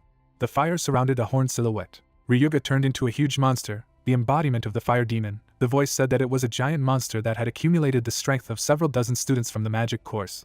It just couldn't cope with it. Opening his mouth, Haruto said that he knew. A huge jet of flame shot out from the demon's mouths. The guy managed to jump to the side. Putting his hand forward, he aimed the chrono beam at him. The heroes looked forward attentively. The body of the fang monster was smoking a little, and the brunette thought that it was nothing at all. The paw formed into something similar to a paw. A lot of fiery paws reached out to the guy. They surrounded his body. There was a wall behind him. Haruto turned around in surprise, realizing that he had nowhere to run. Demonic flames surrounded him from all sides. Lightning appeared from the hero's eyes. Looking at the huge demon, he thought that something strange was going on with the passage of time. He looked at the figure of the monster, and thought that there was a hole in it. The hero took a closer look and thought that if he made the gap bigger, there was a crack on the ground from the blow of the paw. A blue slit appeared on it. Surrounded by the radiance, Haruto swung his sword, and then he jumped aside. Spreading his legs wide, he asked to use a soft toy. The voice from the envelope was indignant. Pink Teddy Hedgehog agreed, saying that he had no choice. The hero was holding a disgruntled toy. Then he threw her, surrounded by chains. Lightning flew from the tramp of his foot. The chains slid on the ground, and the guy moved forward. He jumped high. He lowered his blue eyes. There was a blue line on the monster's head. He thought that this was it, a break in the flow of time. The guy swung his sword and shouted. He swiftly sliced the demon from top to bottom, then landed behind. A surprised Ryuga remained standing on the platform. He grabbed his hair, asking what it was. Pointing with his hand, he shouted in bewilderment that this was impossible. As long as they were rooting for him, the monster would appear again and again. He hid behind the judge in fright, asking why he did not appear. Grabbing the guy by the clothes, he continued that he did not know such magic. A blow of the fist flew into the blonde's stomach. He was lying on the ground unconscious. The judge was frightened when the hero looked at him. Haruto stood with his sword over his shoulder and heard that he was the winner. Rina got up from the table. Putting her hands on her belt, she said that we could get started. Confetti scattered everywhere along with congratulations on the hero's victory in the duel. Haruto put his hand behind his head, thanking them. Taking the glass in her hand, the girl asked to honor them. The others also took drinks. Raising his glass, Haruto offered a drink. The others happily repeated after him. The girls looked at each other with a smile. One of them rested her head on her hands, saying that she felt much better and that she was glad that he would be leaving school. The other looked at her, saying that the guy treated everyone as his property. Her friends supported her, adding that he tried to solve everything with money and also constantly harassed her. Rina smiled a little shyly when she heard that a little more and she would fall into his hands. Haruto glanced at one of them when asked about 100 million loans. The guy took a sip. Putting down the glass, he replied that he had completely forgotten about it. All the girls looked at him, saying that they were sorry. Looking at the drink, the hero added that he was not chasing money. They looked at him in love. Haruto glanced away. Akane covered her mouth with her hand, asking what she was doing with Rina. That girl jumped out her drink. She looked at her friend in confusion, not understanding what she was talking about. Showing her thumb, Akane clarified that it was because of her that he went into a duel. Everyone looked at the hero again, wanting to know what was between them and whether they were dating. Haruto looked into his glass again. The girls were fascinated by the answer. Getting up from the table, he said that he would go away for a while. Akane frowned, saying that he ran away, and it's a shame. The two girls looked at each other, discussing that he had changed, becoming some kind of adult, although only recently he had been quite quiet. Rina picked up the sparrow in surprise. She remembered herself as a child, reflecting on the fact that from that day on, the hero had always helped her. Then she hid behind his back. Now, holding the glass, she was sure that it would always be like this. There was a noticeable embarrassment on her face. Imagining him protecting her recently, she thought about how they even had a common secret. Remembering how the enemy had been defeated, she also remembered the words that it was only between them. At that moment, an explosion sounded behind Haruto. Now the hero was standing in the restroom and heard that a new message had arrived. He glanced at the phone screen, the video about how she was very sorry and that the girls went too far with questions, asking him not to invent anything. A slight smile appeared on his face. Haruto looked in the mirror, noting that it had been a long time since life had been so bright. His hand clenched slightly. Remembering how he sat with his family at the table, he thought that this would never happen again. Raising his head, the guy suggested that the future could change. The toy appeared behind him. Turning around, Haruto told him that they would be going home soon, so he should be quiet for a while. But looking at him, the interlocutor said that it was urgent. The hero was a little surprised to hear that the time had come. Standing in front of him, he clarified what he was talking about. A long shadow fell from the toy, and he replied that he would tell him the real reason why he was there. Haruto frowned slightly, hearing that it was about his younger sister. Imagining her face, he also heard that she was actually alive. Haruto was visibly worried. He recalled the explosion in the sky, replying that Ria had died a long time ago. Her name was inscribed on the gravestone. Frowning, the toy replied that this is not the case in this world. Turning to the mirror, he told the guy to get ready. Then, frowning, he added that they would save her. His sister came up to him, wanting to show him something. A red scarf appeared in the girl's hands. Looking at him, Haruto said that he looked very warm, asking if she had knitted him herself. Ria happily waved it, answering that she had done everything herself, tying him up. Haruto sweetly looked at everything sternly, saying that he understood. She handed him the scarf, noting that it was for him. The guy looked at the scarf in surprise, only answering that he was interested in how it would look on it. The girl, upset, asked if he liked him. Haruto put his hand behind his head, replying that of course he liked him. Then Ria smiled. Tying it around her neck, she said that he could just take it silently. Looking at the scarf, the guy listened to the fact that the loops are a little loose. Putting her hands on her belt, my sister said that tomorrow was Christmas. Bringing the toy mustache to her face, she added that it was a gift for him. Touching the scarf, the hero thanked her. Sitting next to her, Ria offered to throw a party a day later, when she returned from the concert. Smiling sweetly, she added that then he would also give her something. Later, he waved to the whole family, reflecting on how he could not keep his promise in the end. Because the next morning, the plane with her and her parents crashed and they did not return. Haruto stared silently at the closed door. Now he opened his eyes abruptly, hearing the question if he was listening to the interlocutor. The toy sat next to him. Haruto noticed a scarf nearby. Next to him was a photo of his family. Looking down, the guy asked for forgiveness and repeated the words. The interlocutor jumped onto the table, telling him to pull himself together and that he had a task to complete that could not be failed. Bringing his hand to his face, the hero replied that he knew about it, but wanted to clarify why his sister was alive at all. Frowning, the guy noted that all the passengers died in that accident, and therefore it could not be that she was alive. Haruto looked inquiringly at the hedgehog, who asked about what he knew about the disaster, and replied that only that something broke at high altitude. Taking a step, the interlocutor said that perhaps everything looked like this, but this is beyond his understanding. The hero furrowed his brows. Looking at him, the hedgehog said that a space-time hole had opened in the sky that day. Haruto folded his hands when he heard that she connected different worlds. The toy presented bright lines in the sky, saying that even in the future, it is impossible to predict where it will appear. He then imagined the hole, saying that it had disrupted the gravitational field, and unfortunately, the plane was flying nearby, but the pilot lost control of it due to the gravitational field and crashed shortly after. Opening his mouth wide, the guy said that this could not be, and even if it was, all the passengers were still killed. Looking at him seriously, the hedgehog replied that the guy remembers that no one survived, but his sister's body was not found. Standing on the table, he added that, in other words, she had fallen into a space-time hole. Haruto visibly tensed. Imagining a bright light, the toy said that this road leads to the gap between the worlds, and time and space there do not obey the rules of this world. Ria in the photo was smiling when he talked about how many years had passed in this world. Less than a second had passed for her. Still frowning, the hedgehog said that when the space-time hole reopened, his sister would return to this world. The guy put his hand on his chest, and the interlocutor said that this is why he is here now. Looking at him, the hero heard that in the future he had found a point where the worlds intersected, but it was too late. The hedgehog spread his hands. Haruto opened his mouth in surprise when he heard that he had to save her. The hero frowned again. Getting up from the couch, he replied that he understood everything, and asked where this space-time hole would appear. Imagining the white clouds, he replied that it would be high above the Tokyo Tower, above the upper floor of the Sky Fortress dungeon. The bright sun shone on the tall tower. The two of them looked at her. Looking in the direction of the guy, the hedgehog said that he would never have thought that he had bought all these strange items in the adventure shop. Looking ahead, Haruto replied that it was all thanks to the huge amount of money he received for the crystal maze. The guy closed his eyes when he heard the words about this scarf, and that it was mid-July. After correcting him, he replied that he could not stand the cold. One toy just lowered her gaze. Seeing the floor on the tower, he said that the gate to the heavenly fortress was on the observation deck. Imagining the rift, he added that in 20, at 0400, it would open again at a height of 300 meters above the upper floor of the heavenly fortress. Haruto looked at the system window, heard that his sister would appear from there. Introducing Ria, the interlocutor noted that if he did not make it in time, it would fall and crash.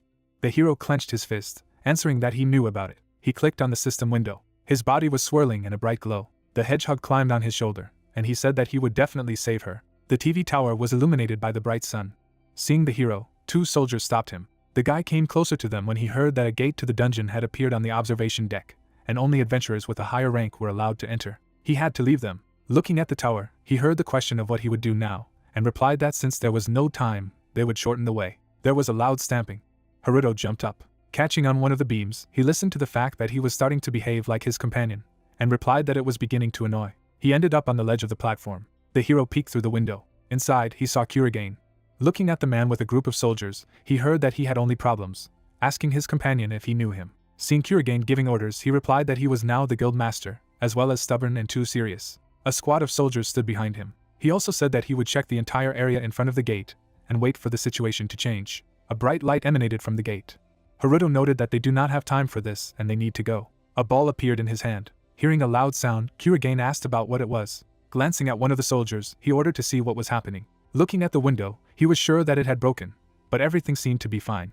Haruto appeared behind him. The guy stabbed him. The soldier fell to the floor. The hero thought that he had used physical rewind to make the window whole again. He straightened his scarf, deciding it was time to go. A man standing near the portal heard that they had problems. The soldier put his hand to his head, saying that he had checked and there was someone here, as well as someone who was too strong. Frowning, Kurigane said that he would deal with him himself. Several soldiers followed him after hearing the order. One of them remained standing. He touched the glasses of his helmet. Haruto, managed to disguise himself as a soldier. The hedgehog noted a good plan. They came to the gate. The hero went inside. His eyes widened in surprise. Haruto stood upside down, realizing that the world was upside down.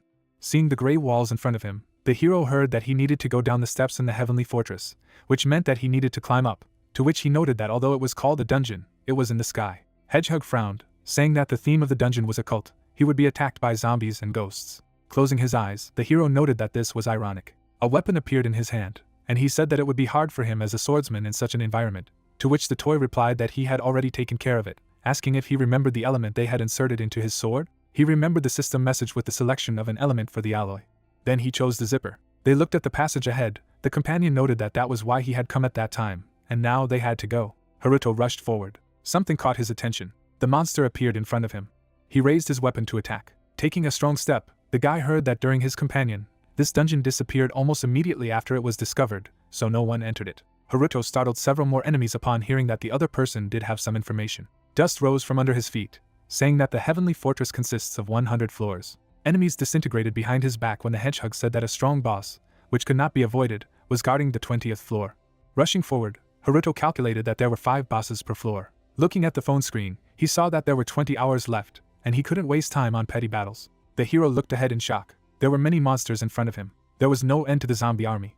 They opened their mouths wide and pumped. They pounced on him. The crowd of monsters continued to advance. A sound was heard among them. A bright flash scattered several. The beast's eyes shone brightly. Cerberus stood behind Haruto, talking about how they didn't have time and needed to destroy everyone as quickly as possible. The zombies pounced on them. The claws of the beast left bright marks. Looking behind him, the guy noted that it was fast.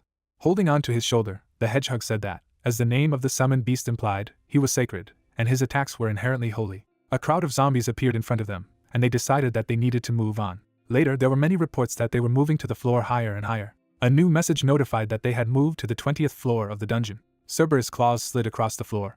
Haruto, who was sitting on it, asked what it was. The guy looked up. A red sphere appeared under the ceiling. The hero dismounted from the animal, heard about bosses appearing every 20 floors, and replied that he had to defeat them in order to make his way to the next floor. A carriage flew over his head and descended. The wheels touched the ground. Someone's foot touched the step. More steps followed the unknown. So the fallen nobleman appeared in front of him with his wife and son. The 3 bowed to him as he thought they were 3 A-rank undead bosses. Frowning, Haruto decided that it didn't matter, because if he couldn't even win, then how would he save his sister? Looking ahead, the hedgehog warned that they were attacking. The woman released lightning. The others rushed into battle. The guy told his companion to hide, to which he clarified that he wanted to use what he bought in the guild store. The toy jumped away when the hero replied that it was so. A magic circle appeared in front of his eye. He saw the son of a nobleman attacking. I also noticed a wave in front of the woman. The nobleman himself held a cane in his hand, and the hero thought that he saw the passage of time and how they were going to attack. Haruto pulled his hand aside. Several magical daggers flew towards the enemy, but the enemy smiled ominously as he waved, and the hero summoned a few more. The guy pushed off the ground. Rushing forward, he struck the woman, leaving a bright mark near her, and then threw a dagger at the nobleman. The weapon hit him in the chest. The hero dodged the attack with his cane. Another blow threw him back. Haruto braked with his hand. He slipped back a bit, deciding that he was now in a great position. His eyes lit up brightly. Putting his hand forward, Haruto noted that he was at the perfect distance from them and used an explosion. The hero clenched his fist. The daggers in the bodies of the enemies began to glow brightly. A loud explosion sounded. Clouds of dust rose everywhere. The hedgehog noted that each knife is made from the rarest materials of the dungeon, and these are incredibly rare items, each of which costs 100,000 credits. Looking intently ahead, the companion noted that they become explosive, especially when an electric current passes through them, and the guy throws them around so easily. Frowning, he noted that it was not profitable to win battles, throwing away every million credits. After adjusting the scarf, Haruto replied that there was more to it. Seeing their dark silhouettes, he thought that he had only destroyed their physical bodies, and now they had returned in ghost form. The ghosts rushed towards him, and he realized that it was almost impossible to damage a monster of this type with physical attacks. The sword took on a bright glow as he realized that it had also exposed their vulnerability. Haruto rushed forward again. He raised his weapon above his head. A few strokes left bright traces. The ghosts crumbled to pieces. Their remains were being burned to ashes. There are new system reports that the noble family has been defeated, and the level of the Switch Seeker has increased, and 2 million credits have been obtained. A descent appeared in front of him. The hero approached the stairs. Looking down, Haruto asked his sister to wait as her older brother came to help. Cerberus opened its mouth wide. He clung to the enemy. The dead queen opened her mouth wide and screamed. Haruto stared at the beast. The guy approached him. Stroking one of the heads, he praised him for his good work, to which the hedgehog remarked that he looked more like a pet than a sacred beast. So, they have 3 bosses left. A new message notified that this is the 50th floor of the Sky Fortress. His companion told him to stop. The beast's paws slid across the ground. Looking at the high wall, the guy did not understand why they were stopping here. Looking out from behind him, he replied that it could not be a mistake. Remembering the magic circle near the eye, he said to activate the skill and look at the wall. The hero's eyes began to glow brightly. He noticed something. A door was visible behind the wall, and the guy said that it was a hidden room, to which he heard that in the time of his companion, this dungeon disappeared before anyone could enter it. Moving into the envelope, he also added that at this time it could be passed by asking for a letter to be inserted between the stones in the wall, as he had done last time. Haruto held the envelope up to the wall. Turning to Cerberus, he ordered us to wait. In the middle of the room, a bright crystal was introduced. Looking at him inattentively, the hero wondered if his companion would deceive him this time. The latter, holding on to his shoulder, replied that he would not do that, and there was nothing to worry about. A message appeared near the crystal that its effect when interacting with it reveals hidden or suppressed skills. Haruto touched him. Several fragments shimmered brightly with color. There are new messages notifying you when you have acquired several skills. The hero looked at his hands. Looking at the system windows, the hedgehog was surprised that he already had a repeat avatar, to which the guy wanted to know what it was. As they were leaving, the companion replied that he could experience it in battle. Later, a message appeared that they were on the 60th floor of the dungeon. A huge insect was flying in front of him. Haruto asked what his weakness was. Worms crawled out of the boss's eye. Sputnik replied that it was a flying monster that spits a liquid that melts everything, and has the ability to regenerate, as well as stink. Covering his face with his hand, Haruto noted that he was simply describing him. Something caught his attention. The monster aimed its sting at him. It amazed the guy. The sting came out over his back. The hero's silhouette began to fade, and he heard that new skills came in handy. The monster was surprised at the disappeared man, but when he saw him, he rushed to attack again. Haruto pulled his hand to the side, using the avatar repeat. Entering the approach of the enemy, he also applied acceleration. The stinger was near him, but the hero managed to move quickly. A stamping sound sounded from under his foot. A bright line appeared in the room. The guy had heard that repeating the avatar creates a clone from the past. The copy moved next to him, so it temporarily protected him. Next to the copy, another one appeared. So several clones surrounded the monster. Weapons appeared in the hand of each of them. They all rushed to attack. Other clones also rushed into battle. They attacked the boss with a chaos meteor. The monster was surprised to see them approach. He spat out his liquid. Clones disappeared under her influence. Some managed to bypass it. Bright rays struck the enemy. Light lines spread across his body. Haruto thrust his weapon forward. A hedgehog standing next to him said that the guy could now call himself a ninja, to which he replied that this was not his style. Noticing the stairs, he said that there were 2 fingers left. Haruto walked in her direction. Suddenly, he put his hand on his head. The hero fell to his knees. After that, he was lying on the floor unconscious. The action takes place 3 years ago. The main character sits with a sad face. The little sister looks at him and begs for something. Haruto still sits indifferently, his arms crossed. The girl is next to him and assures that she will try very hard and will not leave halfway. With a pleading look, she asks him again. The protagonist sighs, closing his eyes. The girl has a magazine in her hands. He asks if she really wants to do ballet. The joyful sister exclaims that she really wants to. The guy with a disgruntled face sighs, but agrees with her, saying that she needs to choose shoes that she likes and show him. She enthusiastically raises her hands and glows with happiness. The girl is looking at a magazine with clothes for the ballet with interest. The main character smiles sweetly, watching his dear sister. Buildings in the city are shown. Happy girls are engaged in dancing. A smiling sister in a workout uniform raises her hand and thanks her for waiting, stating that she is now ready. Her friends have surrounded her and are very happy that she has joined them. Ria turns around with a sweet smile. He sees someone and waves his small hand with an enthusiastic look. It turns out that Haruto is standing in the doorway and greeting his sister. Her friends laugh mischievously, noticing that she is probably deifying her brother. She is furious and asks to stop saying this. The main character watches the training of the girls. Ria diligently teaches ballroom movements. The girl and other students repeat after their teacher. She stands right on her tiptoe. A happy Ria looks back at her brother as she performs these moves. A satisfied older brother watches her, realizing that she likes it very much. At the end of the training, she says goodbye to her friends. The protagonist sees her off. An enthusiastic girl walks down the street with him and exclaims how much she liked dancing. She enthusiastically says that ballet is quite difficult, but she will try. The main character agrees with her with a slight smile and praises her for the work done. Ria looks up at him in amazement. Suddenly, she stops and turns to Haruto. MC turns when he is asked that the shoes and lessons are most likely very expensive. Smiling, the protagonist says that this is not true at all. His sister holds her small bag, having heard from him that she should not worry. They are walking down the evening street. The girl says that since the moment her parents went abroad for a conference. The main character walks with a serious look, hearing the question that he has been paying for everything with his own money since that time. Excited, Haruto closes his eyes, wondering if she really thought of it. A sad girl looks at her brother, who assures that everything is fine and there is no need to worry. She opens her eyes in surprise, because her brother asks if she really liked everything. The main character benevolently says that he is happy that she found what she wants to do, because this is what he has always wanted. She looks at him enthusiastically. He clutches his bag in his hands. The embarrassed sister looks at him with loving eyes and thanks him for such words. The protagonist smiles slightly in response. The girl grabs him by the hand and enthusiastically shouts that she loves him very much. He exclaims that it is dangerous to do so. They walk in an embrace by the road. Ria says that it is not dangerous, and they will always be, so today she will cook him something to show how much she loves him. MC opens his eyes. He lies on a huge blue pet that looks like a wolf. A soft toy sits nearby and clarifies that he has finally woken up. The sleepy protagonist scratches his head, asking that he passed out. He is told that he is, because he used too much energy. Haruto points his finger at the screen, asking his companion what will happen if he uses a high-ranking elixir he bought from the guild shop, and the assistant objects. The blue predator lies next to the adventurer, who says that all the wounds have already healed, but there is nothing to be done about emotional fatigue. The guy, frowning, asks what about the time. The angry companion replies that there are 5 hours left. The main character gets up from the floor and says that you need to go. A determined MC looks ahead and mentally makes a promise to Ria that he will take her to the ballet again. The little helper stands near his leg and is silent. The protagonist moves forward. The stuffed animal stands behind and thinks about the fact that only one of the 5 bosses remains and the final one will appear after them. The image of the beaten Haruto is shown. The companion realizes that the guy will not be enough at this rate. The soft toy resolutely understands that there is no choice left. In a huge arena, a ferocious monster stands in front of a fighter. The action takes place in a sky fortress on the 80th floor.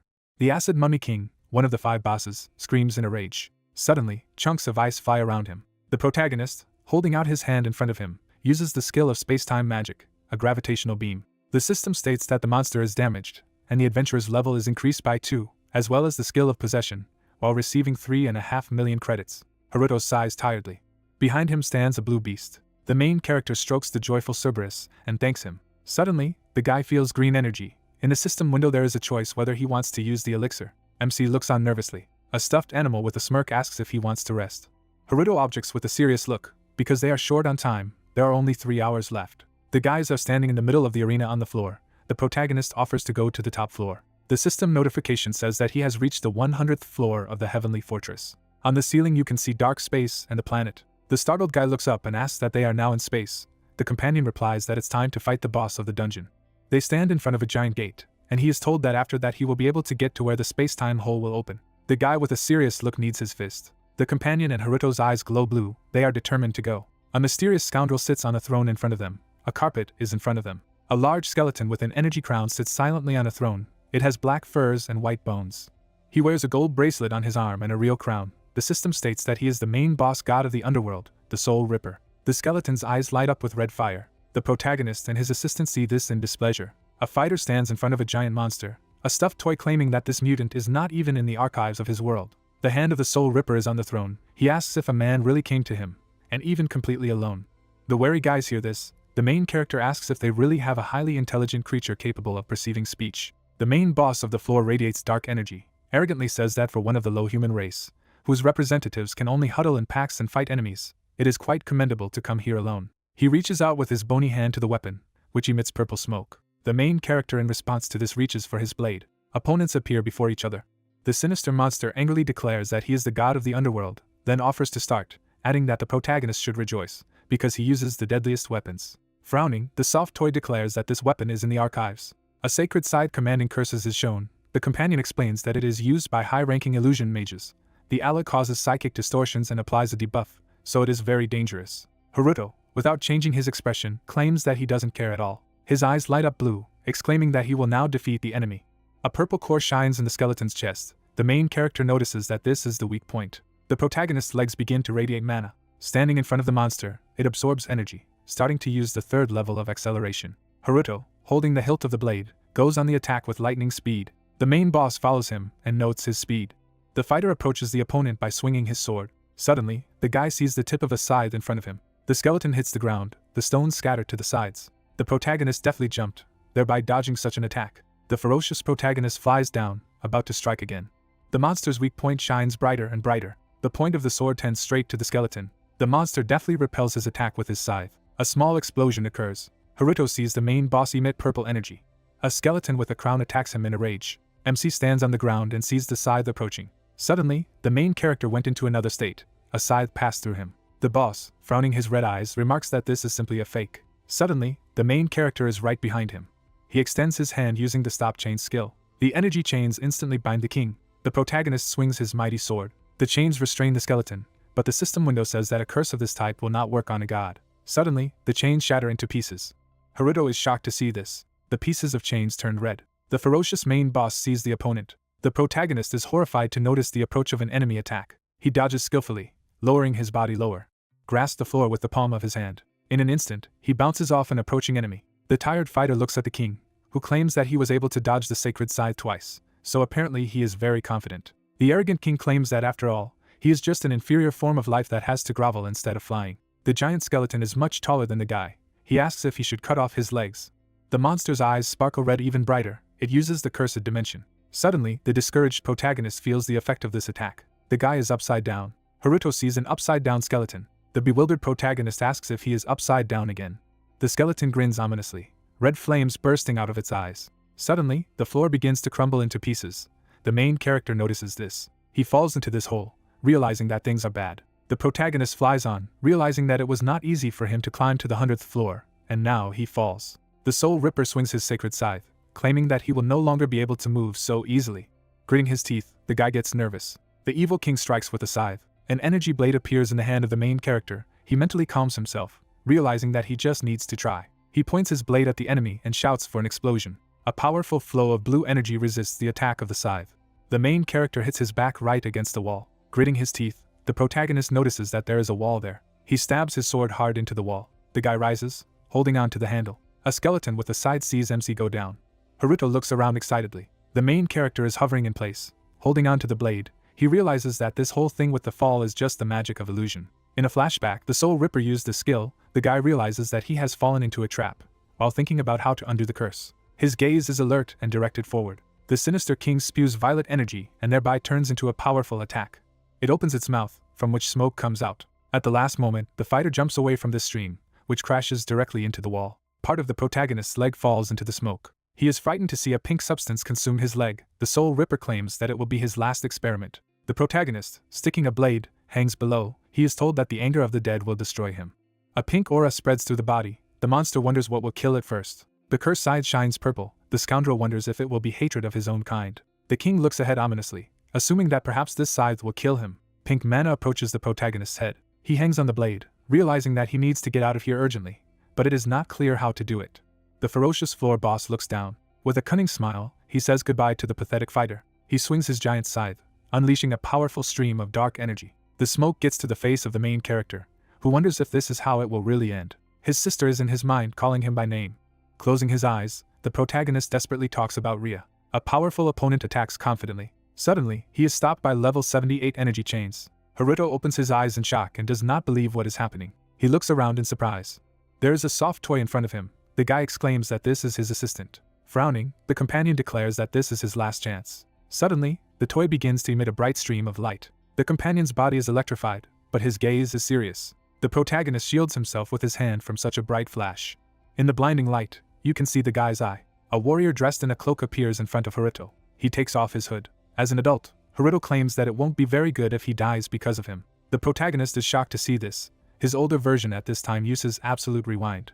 Everything around has turned gray. The fighter wonders if time has really turned back. Suddenly, he finds himself in the middle of a void in which stones are flying. Suddenly, the blade returns from the wall. A giant crack in the floor is reassembled. The destroyed stones fly back to their previous position, just like the protagonist. The crack is gradually being repaired.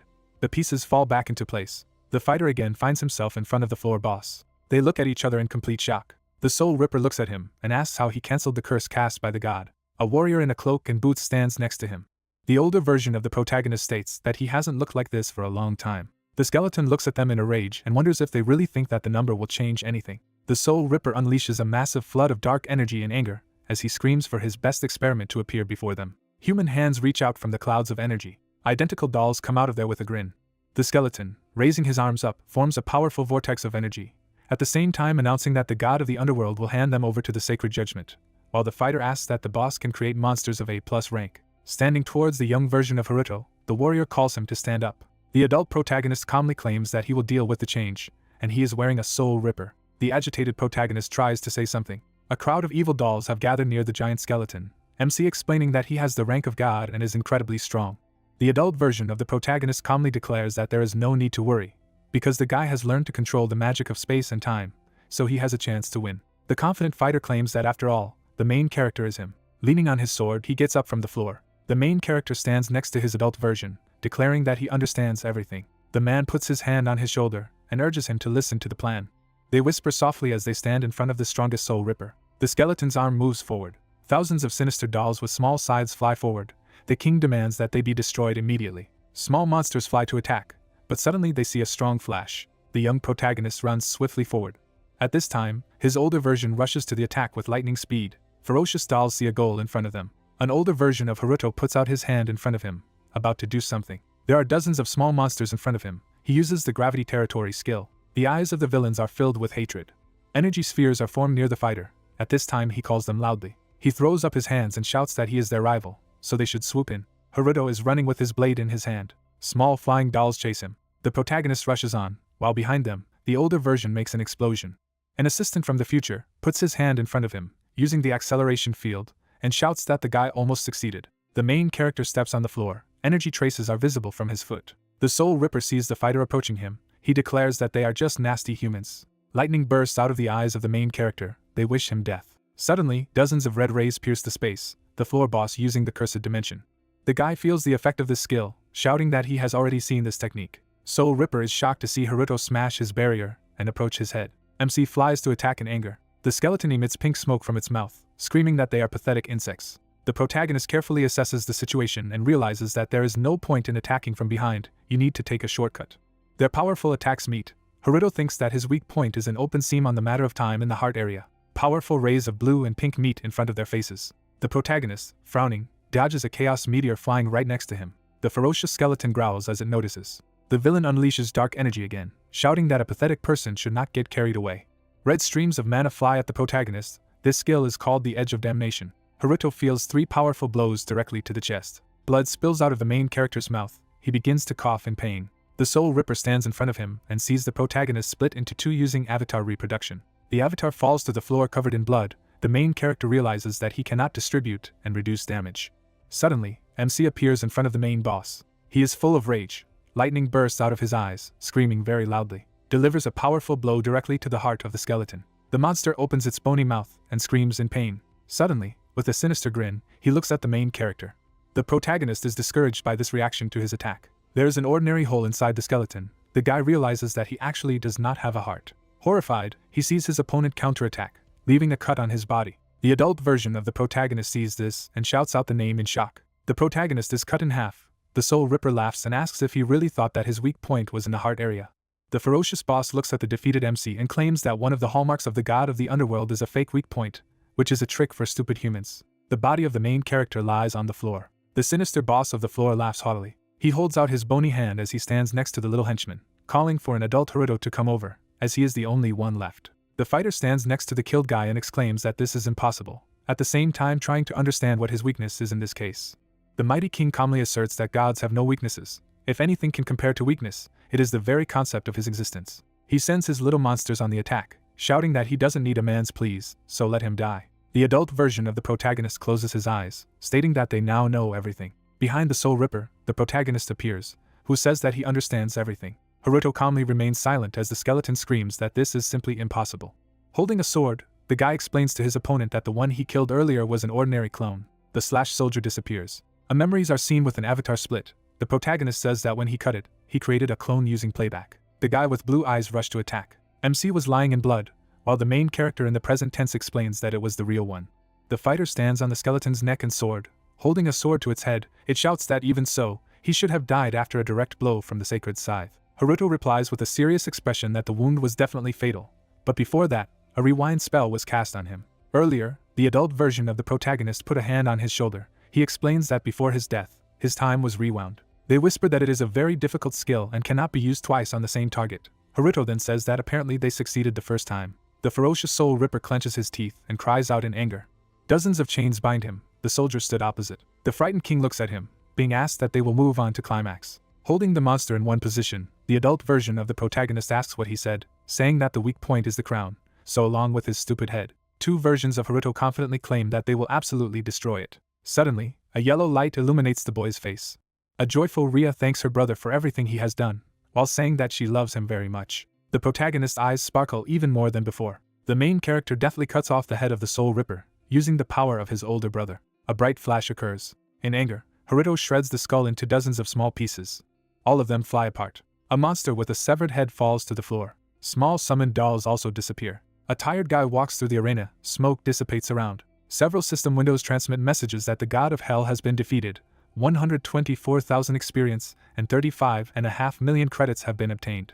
The protagonist angrily closes his eyes, a blinding light behind him. He claims that the extermination is complete. An energy ladder appears in front of the guys. The adult version invites him to go, because it's time to go to the top floor. Haruto follows him with a serious look. The guy looks at his older version. They are both silent. The excited protagonist looks at his back and asks what exactly he will look like when he grows up. He replies that he is about to hit him.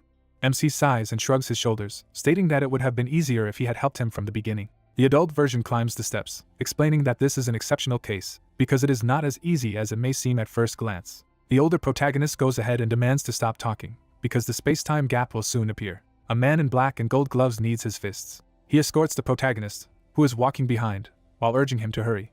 They come out to the light clouds in the blue sky. The system says that they are in the Sky Fortress on the top floor. The adult protagonist makes a face, stating that there is danger there. In the sky opposite them, a vortex of energy appears, accompanied by strange cracks. A small sparkling hole is formed there. Inside it, the protagonist's younger sister is seen floating in a dark space, Haruto exclaiming her name. The girl with her eyes closed does not respond to his call. The adult version of Haruto with a serious face declares that the breakup will be connected to this world for another 9 minutes, so you cannot rush too much. Suddenly, he takes off and moves on. The guy at this time is perplexed. The soldier turns around and remembers. In front of the main character, energy steps appear leading up. The man used the acceleration field. Haruto jumps on them, following his partner. They approach a dimensional hole in which their sister is hanging unconscious. Ria does not react to her name with her eyes closed. But suddenly he slightly opens his eyes. She sees her older brother worried in front of her. The protagonist reaches out to her and shouts that he is here. His partner stops him with his hand, explaining that everything works differently there than in this world, because only space-time magic will help here. The adult version of the protagonist flies up to the crack, stating that he will go inside and push it out with magic, and he must try to catch it. He approaches his younger sister. An adult protagonist keeps himself in the air with the help of abilities.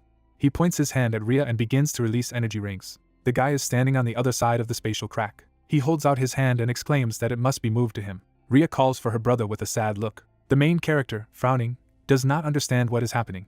Suddenly, a hole in space begins to emit a bright light, and a strange sound is heard. The protagonist asks in shock what is going on. The adult version of Haruto replies worriedly that for some reason, the crack closes too soon. The hole in the air gradually closes.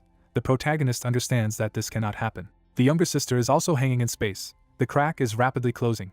At this time, The grown-up protagonist is desperately trying to avoid this. He releases streams of energy, explaining to MC that he will hold back the rift using his power, and he needs to draw it out. The guy angrily replies that he understands everything. The protagonist gets into a fighting stance and begins to conjure. Blue energy rings appear around his hands. They act in concert in order to save their sister.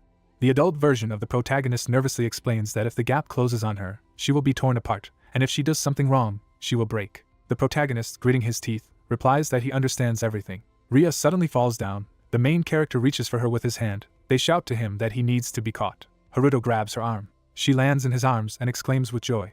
MC sees his partner in the spatial crack and shouts that he is next. Let him jump back. The adult version of Haruto stares at him silently. The worried guy asks what it is, stating that he needs to hurry. The man with a slight grin claims that their paths diverge here. The amazed hero asks again. Putting his hand on his heart, the protagonist from the future claims that he has reached his limit and can no longer exist in this form. All the Chronos factor he stored inside his body was spent on holding the gap. The fighter stands in the middle of a crack in the sky, saying that he does not have the strength to return to them. The main character, in turn, objects, shouting that this simply cannot happen. Frightened, Haruto hears him calling his name. The man with a slight smile explains that he did not behave very well, because he complains a lot and makes mistakes. MC is hugging Ria, a guest from the future who says he's the kind of person who gets emotional and starts doing stupid things as soon as they get it.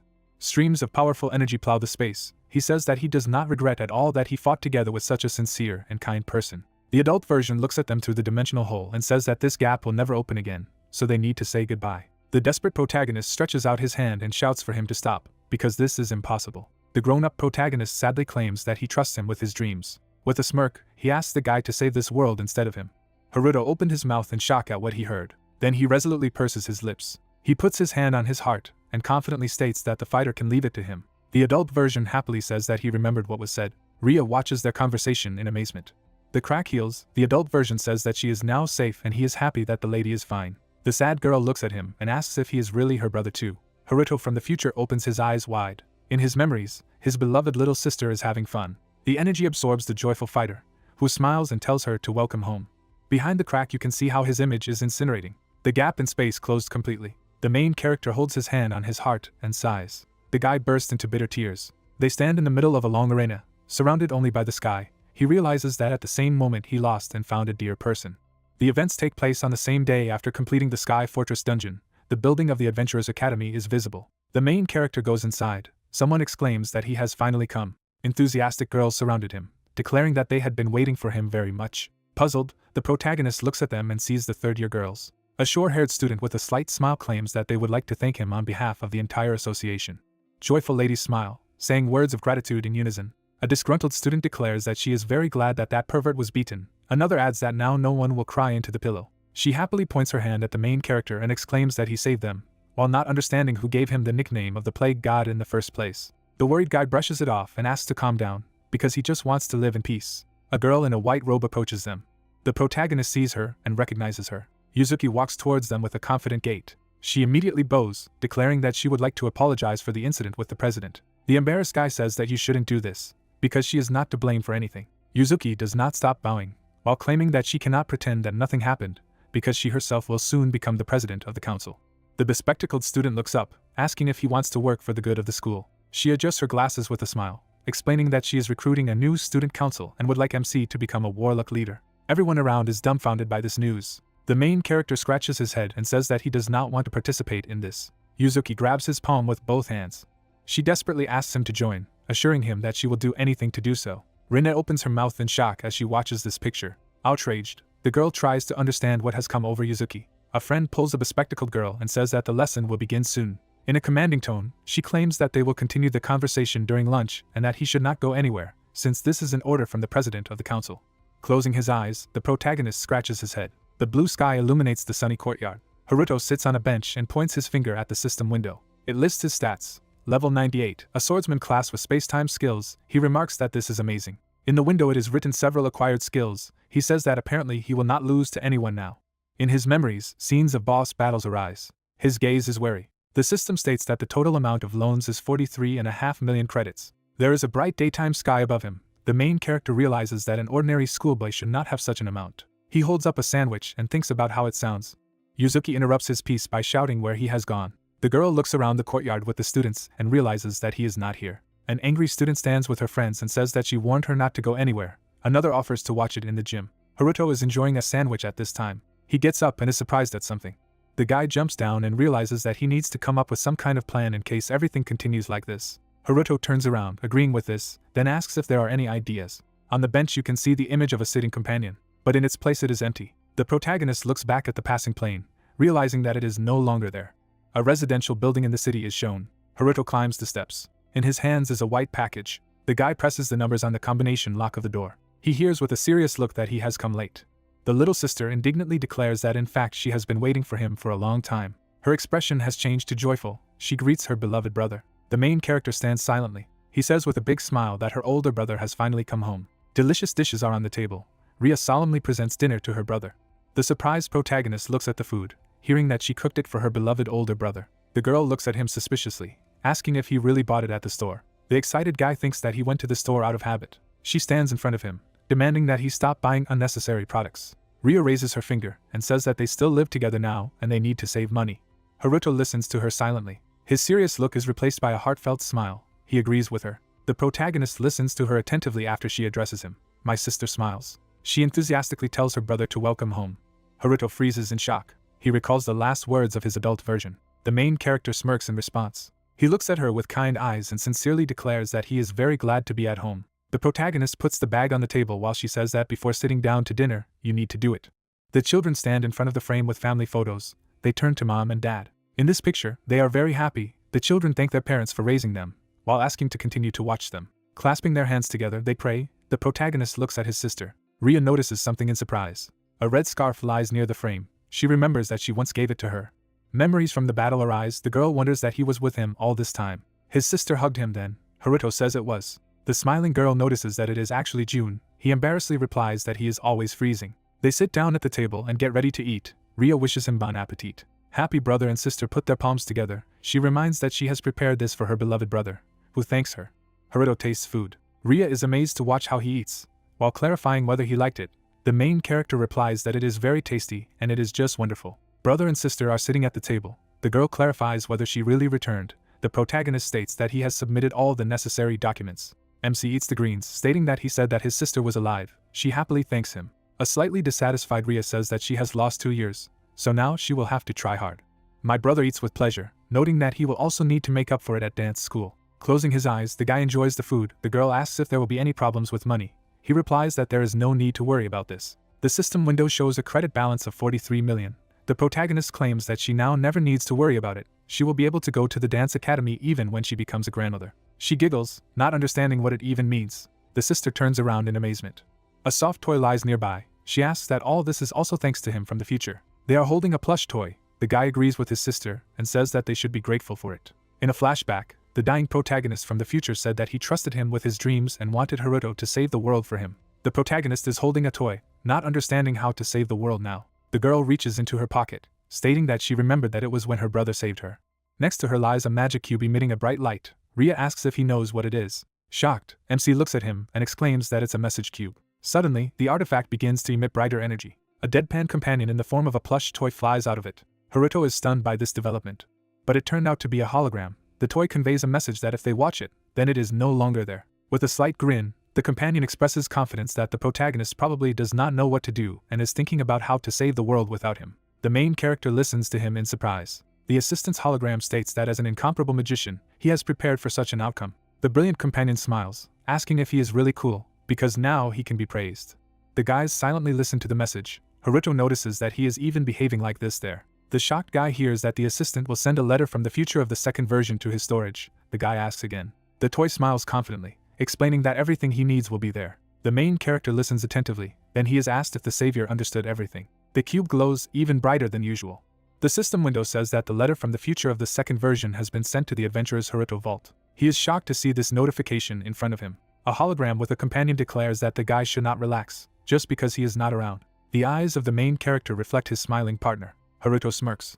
The amazed girl looks at him and asks if he is really now called a savior. She glows with happiness, exclaiming that this is very cool. The embarrassed guy scratches his head and replies that it's nothing. The High General Staff of the Adventurers Guild is introduced. 2 heroes are at a round table on the top floor. A meeting of the wise men takes place. Kurigane's branch director grumpily suggests moving on to the next topic. A giant dragon is seen on the screen. It says about the elimination of the Dragon of Chaos at the station. High towers are shown. The director talks about unauthorized use of equipment without the necessary rank of A or higher in the branch. A fighter is standing in front of a window, talking about an illegal raid on a celestial fortress in the capital just a few days ago. Kurigane frowns and claims that there is a very high probability that all 3 violations were committed by the same person, so they urgently need to find out the identity of the perpetrator. On the wall is the number 5, corresponding to the 5th sage Tantalum, stating that the Sky Fortress has never been explored, but the dungeon appears to have a rank of S. Against the background of the number 2, corresponding to the 2nd sage Platinum, there is a question of whether the intruder has completed the entire dungeon alone. The 6th sage, the noble magical swordsman Muramasa, pondered, asks that this is probably impossible. The number 3 is shown, which corresponds to the 3rd sage Oz. Omni Elemental, the 1st sage named Ku, states that perhaps this can be seen as a challenge to the guild. A 4th sage named Siren laughs as he wonders what dark power he wields. The 7th Tellurium speaks of the purpose of the observation. The director angrily claims that he hopes everyone in the audience understands the importance of the situation. Frowning, he angrily states that once they find the unknown adventurer, they will make him one of the executive directors of the guild. With a slight grin, he continues to say that he will become a fighter of the upcoming war between the worlds. The 6th sage sits in place with his arms crossed, Kurigane announcing that the meeting is over.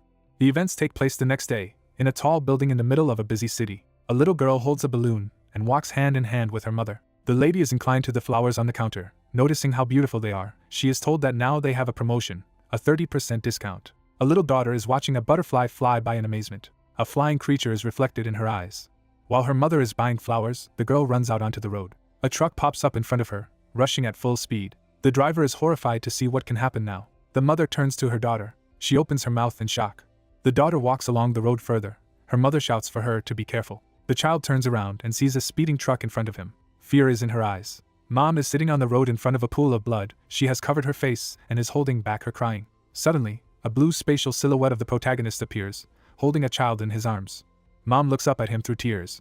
Haruto holds a frightened girl and looks at her mom. The girl runs up to them and exclaims the name of her daughter. The amazed girl sits in his arms absolutely silent. They ask her if she is scared. The protagonist with a caring smile asks not to worry, because now she is safe. She gets up on the road and thanks her savior. The mother hugs her daughter tightly and exclaims that thank God she is fine. Haruto watches it, thinking it worked out. In his memories, the guy was walking along the road and drinking soda. He realizes that when he noticed the girl, he assumed that he would not have time after all. The protagonist turned when the truck was about to catch up with the child. Chains bound the speeding machine. He deftly took the girl and now realizes that he did it thanks to the magic of space and time. With a slight smile, he recalls that then only a balloon and a drink were damaged, which spilled on the road. But compared to human life, this is nothing. Haruto touches his wrist, realizing that he saved her with his power. Mom still hugs her daughter and declares that she will thank the savior now, but the guy, in turn, objects. The girl looks at him and assures him that he saved her life, so let him at least say his name. The main character scratches his head awkwardly, stating that he would like her to pretend as if nothing happened. He understands that he would not want to stand out even more. The protagonist, holding his bag, turns around and leaves, saying that he has already run. The girl yells after him to wait. MC begins to run, realizing that he may be late now. The action takes place in the Academy of Adventurers, in the courtyard of which there is a beautiful park. At this time, the protagonist jumps on the rooftops. He lands on top of the academy. He takes the net and looks at it with a sad look. The girls downstairs discuss if Haruto has arrived, remarking that it looks like he's not there yet. The main character turns away and sighs. A guy is sitting in class, holding his notebook. Students whisper to each other. A girl with red cheeks sits and watches him. The wary protagonist writes, while thinking that he does not even need to look at the passage of time to feel all these looks. Rinna turns to look at him, feeling like he's somewhere far away, like when she met him near the guild. A skyscraper is shown, which houses the Adventurers Guild, a branch of the metropolitan government. The girl says that she is a student of the Adventurers Academy. Rinna stands in front of the worker and explains that she has passed the B-rank dungeon. The man replies that he understands and thanks her for her work. He writes with a pen on paper. While the girl says that she will go, he asks about the area at this time. The bespectacled employee looks up and asks if she knows a student named Haruto. The embarrassed student replies in a stupor that she knows. Tokimyan stands at the microphone, the manager explaining that their weapons fusion lab has developed a new theory and named it after the protagonist. The man sits across from Rinna and reveals that when he asked for the name, he said that a student from her academy gave him a hint, which sounds quite strange. The girl silently averts her gaze. The main character is sitting in class. His girlfriend mentally wonders how he is. The teacher stands in front of the students, announcing that everything is for today and adds about the exchange student who will arrive next week. A resting place with benches is shown. The action takes place at lunchtime. Haruto sits quietly and looks at the envelope.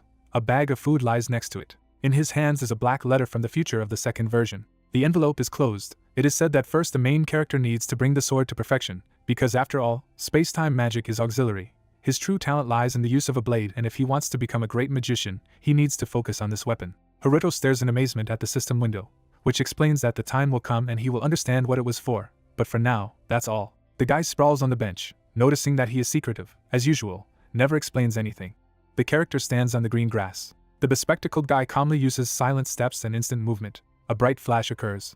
Haruto opens his eyes in shock. He turns his head to the side and sees a soldier walking on the roof. An energy blade is formed in MC's hand. He jumps up from the bench and asks who is in front of him. A sinister long-haired guy looks at him with a predatory look, declaring that here he is. The protagonist, frowning, hears that he wants to borrow his power. An enemy in a white robe stands over him. A yellow-eyed fighter with glasses claims that the end of this world is near. Haruto holds his blade tightly, and the opponent standing in front of him declares that he wants to take the power of Anonymous. MC angrily realizes that he didn't feel his presence until he got so close. The enemy does not change the stony expression of his face. The main character evaluates him as a difficult opponent. Haruto looks at him calmly and wonders what the end of the world means.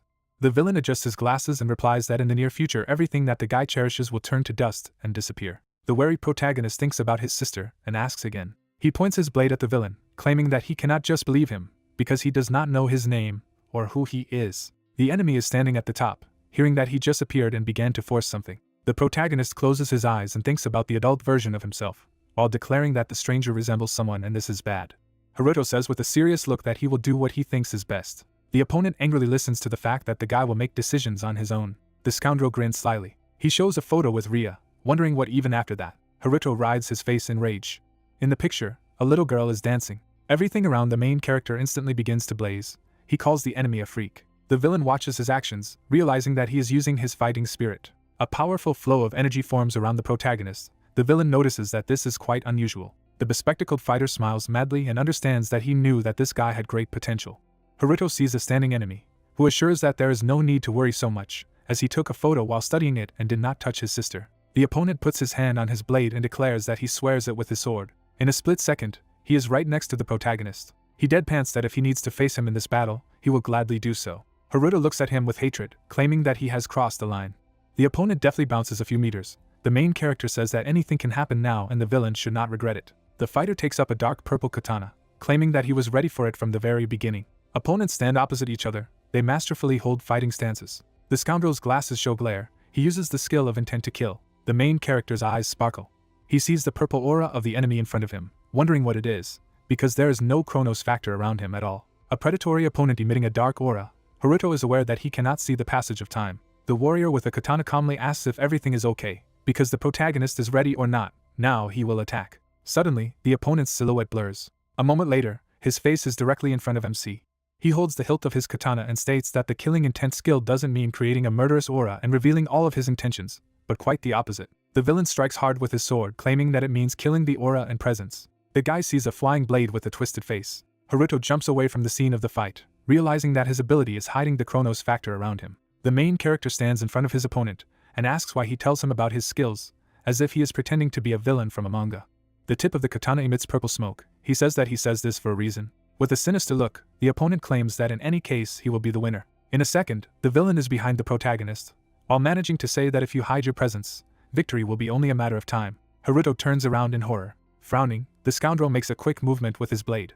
He deals a powerful blow to the main character. With a slight grin, the guy realizes that he is caught. The silhouette of the main character dissolved. Barnacle jumped away, not understanding what was happening. At this point, Haruto is already behind us, using avatar playback. He cut the air sharply with his sword. The enemy managed to dodge, wondering what it was. The student advanced, forcing the opponent to move away. The brunette frowned and clattered in displeasure. Muramasa jumped to the side. He narrowed his eyes, thinking that he was going to hurt the young man. Was it really not just an afterimage? A button flew off his jacket. The main character applied acceleration and found himself in front of the enemy. He gripped the hilt of his blade and his eyes flashed. Barnacle froze, realizing the true strength of his opponent. He smirked and thought it was interesting. The rivals crossed swords. They looked at each other, and sparks emanated from the blades. Muramasa smiled, wondering what the young man would do next. The adventurer frowned, thinking about what to do if the passage of time was not visible. Flashes flew from the blades. Suddenly, blue chains created by the hero appeared around. They forged swords. The brunette clenched his hand into a fist, concentrating his energy. The opponent lowered his gaze in surprise. Haruto dove in and prepared to attack. He swung and used his chrono fist. Glasses rounded his eyes. The man quickly let go of his weapon. He then crossed his arms and activated the steel body. A bright light appeared from the blow of the young man. The shock waved through the opponent back. He grouped, and smoke was coming from his clothes. Muramasa narrowed his eyes, trying to figure out what it was. His glasses reflected the main character, and the man thought that he was the awakened one. Haruto frowned in displeasure and gritted his teeth. He lowered his hands, annoyed that even the last attack was useless. The student rounded his eyes and asked again when his opponent said that this was enough. The man nodded and straightened up. He stepped closer, apologizing for what he had said about his sister. Glasses bowed and apologized for the deliberate attack, and this would not happen again. The hero looked at him in surprise and asked again. Muramasa raised his blade and declared that he would now go. The young man stretched out his hand and asked why he decided all this himself, although the match was not over. The interlocutor turned around and agreed with this, but added that they would continue at his school. Haruto looked confused, not understanding what he meant. The man stopped and said that the guy had a unique talent. However, he was still weak and had not reached the level he should be. Barnacle Boy didn't turn around, saying that the hero must learn the secrets of the sword at his school in order to become stronger. Haruto flinched as he remembered how the future had told him that his true talent lay in the wielding of a sword, and if he wanted to become a great mage, he must first learn how to wield the blade. The young man knitted his eyebrows and reminded him that he couldn't just blindly trust a stranger. The interlocutor adjusted his glasses and noted with a smirk that he was definitely stronger than him now. So wasn't that enough? The brunette frowned. Muramasa put his hand in his pocket and said that he would be waiting for him at school. Then he quickly disappeared. The main character looked down. Then he took a piece of paper out of his pocket. He deployed permission for the exchange of students between his academy and the Azabu school, and he was amazed that his opponent slipped the paper during the battle. Blank shook in the hands of the young man, who realized what his opponent meant. He crumpled the paper furiously and exclaimed that he was an annoying fellow. Glasses looked at the roof of the building, thinking about the main character. The man remembered the moments of their battle and admitted that the young man was good. Muramasa twisted the button in his hands, then squeezed it, and decided that before the 7 wise men used him as their 6th, he would train the guy. The brunette knitted his eyebrows and thought that later, after joining their organization, he would force him to carry out a coup and take their power for himself. The swordsman frowned at the thought of his colleague and promised himself that he would interfere with Kurigane. A crumpled sheet lay on the floor. Haruto stared at him thoughtfully as he thought about his exchange training. He sat on a bench, studying the requirements and conditions. Then the young man turned to the noise. Yuzuki appeared in front of him, shouting that she had found him, and that today he would definitely join the student council. The interlocutor stood up and replied that it was just in time. The guy smiled and said that he agreed. The student froze in shock. She stared and asked. A week later, the Adventurers Agency, a branch of Azabu. The main character was walking down the street with Yuzuki, and she said that he impressed her.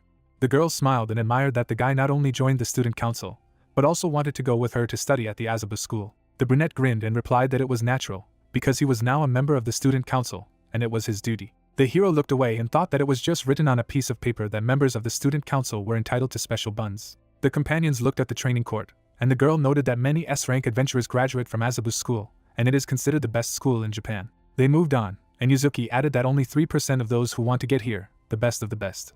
She turned around and exclaimed with anticipation that they had to try to keep up. The students went inside. Hall was striking in its scale and technology. The girl folded her hands and said that first she needed to say hello to the chairman. The main character frowned and looked away. People around him whispered, and the young man guessed that everyone was wondering where the 2 strangers came from. The brunette closed his eyes and decided that there was no point in worrying about it, and they would solve problems as they came. The companion stopped and opened her mouth. She smiled awkwardly and assured that there was no need to worry, because they were together. The young man nodded, looking at her, and wondered if she was really okay. The heroes approached the chairman's office on the 20th floor. The girl knocked and asked permission to enter. Inside, a man was sitting at the table, who said that he was waiting for them. Muramasa grinned and introduced himself. The main character awkwardly lowered his gaze, realizing who was in front of him. The man stood up silently. He stood in front of the children and greeted them at the Azabu school. Barnacle introduced the students and told them that in their time, when mages are considered the cream of society, they teach only the use of a sword. He visualized the fight and added that even in the Adventurer Agency, there were no more adventurers, and instead of magic duels, sword fights were held here. The swordsman came closer. Muramasa leaned over to the young man and said that during their studies in this program, they would climb the rankings with the help of duels. They looked at each other. The girl looked anxiously at the chairman and exclaimed that nothing of the kind should be in the program. Haruto knitted his eyebrows and asked if he could fight the man again. He turned around and replied that the first place in the top was given the right to fight with the strongest person in his school, with him. The young man clenched his fist and said that he would quickly get to the first place and defeat him. The guy looked resolutely at the chairman and added that the sooner he did it, the sooner he would go home. He remembered their fight and said that he didn't like that their fight ended halfway. The girl stared dumbfounded at her companion, who said that when they brought him to the end, he would have no reason to stay here. Muramasa smiled and agreed. The brunette knitted his eyebrows as the man said that whatever the purpose and attitude, this school respects swordsmen who strive to come first. Barnacle Boy opened a virtual window. Notices appeared in front of the students, and the chairman explained what he was giving them student IDs and schedules so they could use the school equipment and classrooms. And of course, they would be given first-class access. A characteristic appeared in front of the young man with the swordsman's course and level. He rubbed his chin, thinking that if the grading system worked the same way here, then he should challenge the students higher in the top to a duel. The director put his hand on his chest and wished the guys good luck. The companions went out into the corridor, and the girl muttered that this was an unusual turn of events. She looked at her friend in a panic and exclaimed that she would not succeed, since she would not be able to claim the first place, to which the guy replied that she did not need it from the very beginning. Haruto knitted his eyebrows and thought that the fastest way to climb was to go to where high-ranking disciples gathered. The brunette smirked as he explored the locations and decided to go there first. The cafeteria of the Adventurers Academy. The girl looked at the hero and asked if he had forgotten to eat breakfast, to which the young man absent-mindedly agreed. A silhouette appeared next to them, clarifying whether they were exchange students from another part of Japan. The maid's projection smiled and said that their school's motto was, "Breakfast determines your entire day, so all students should eat well." She looked at them and added that in the dining room you can eat as much as you want, and the brunette assumed that this hologram sees their student and plays targeted offers. There were plenty of dishes on the tables, and Yuzuki was amazed that all this yummy was free. Students were filling their plates, and the girl muttered that things were different in rich schools. The girl took the tool and said that they needed to inspect everything here. She looked around, admiring the complete automation and the perfectly balanced menu, and they needed that at school, too. The main character scratched his head and thought that the new president of the student council was very eccentric.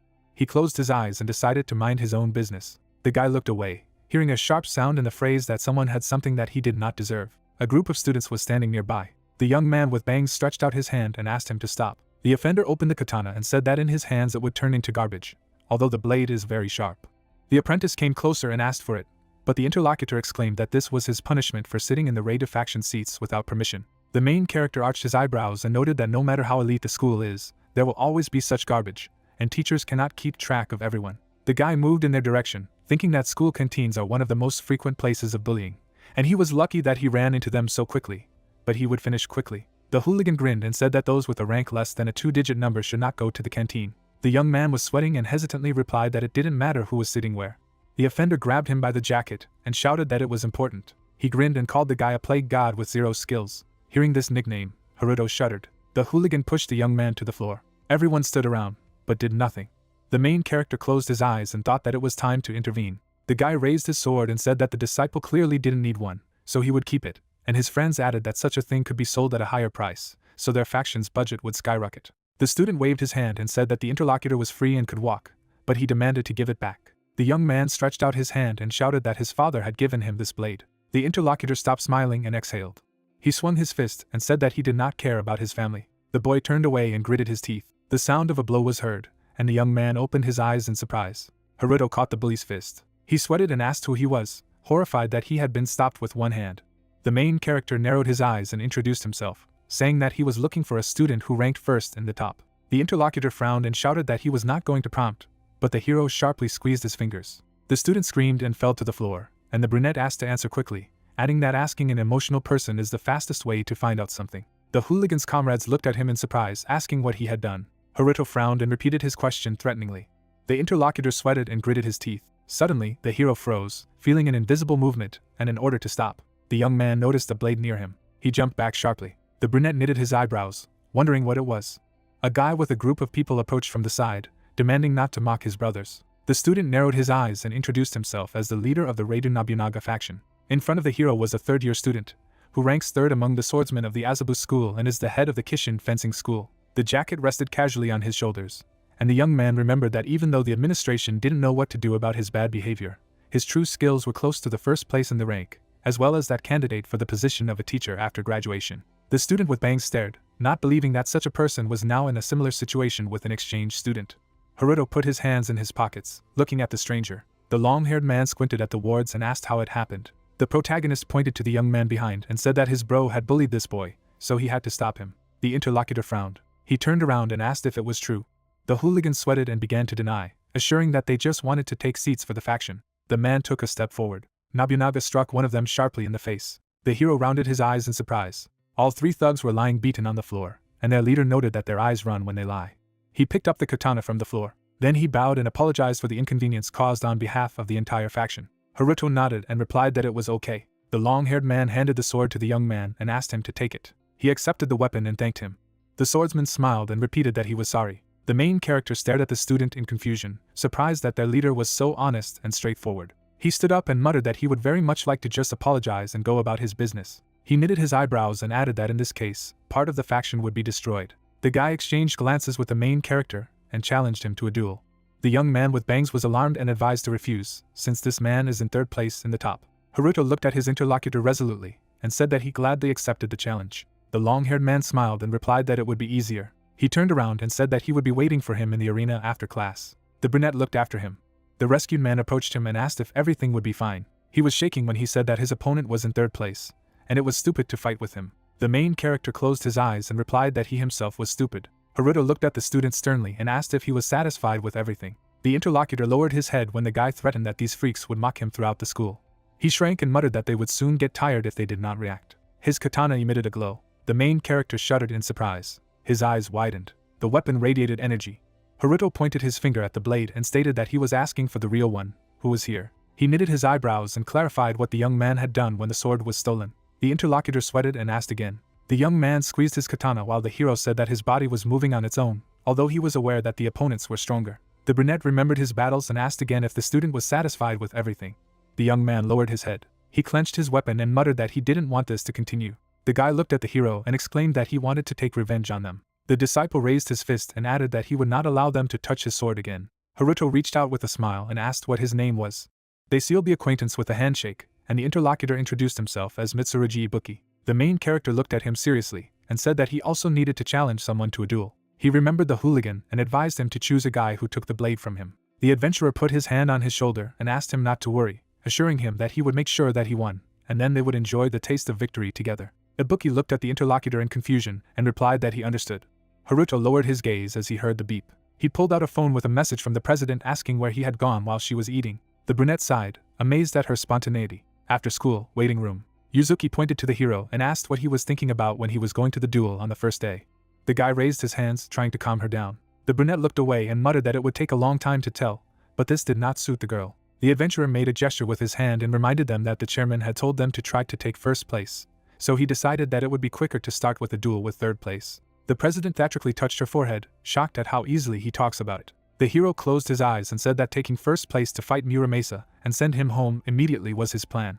Ibuki turned to the guy and asked if he really thought he could do it. The young man turned around and added that there was always a chance. He smiled and said that if the hero managed to defeat the chairman, it would be the first time at the Azabu school. The student waved his hand and muttered that perhaps the brunette would even get the legendary skill cube. Ibuki introduced a silhouette, and when asked by Haruto, he revealed that Kiryu Kagemitsu, the founder of the school, understood and mastered the secrets of the sword and placed them in his skill cube. The main character rounded his eyes. He remembered the bespectacled boy who advised him on how to learn these skills at his school. The brunette knitted his eyebrows and asked what it was. The other person touched his chin and replied that it was a unique sword skill that only the chairman could master, /. Haruto's eyes widened. He jumped up and asked again. The guy sweated and asked if it could be used to cut the measurements. The young man nodded and said that they said so, but no one had ever seen him in person. The main character stared at him intensely. An image of his future self popped up in his mind, and he thought that this technique could help save him.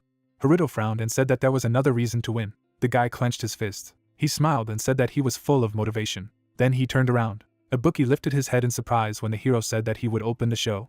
The interlocutor nodded and replied that he would try. The young man smiled stiffly and admitted that the hooligan laughed heartily when he challenged him to a duel. Ibuki leaned back and asked what about his secret plan to ensure victory. Haruto looked at him and told him to just do as he said, and then he would definitely win. The brunette stretched out his hand and asked to be allowed to look at his sword.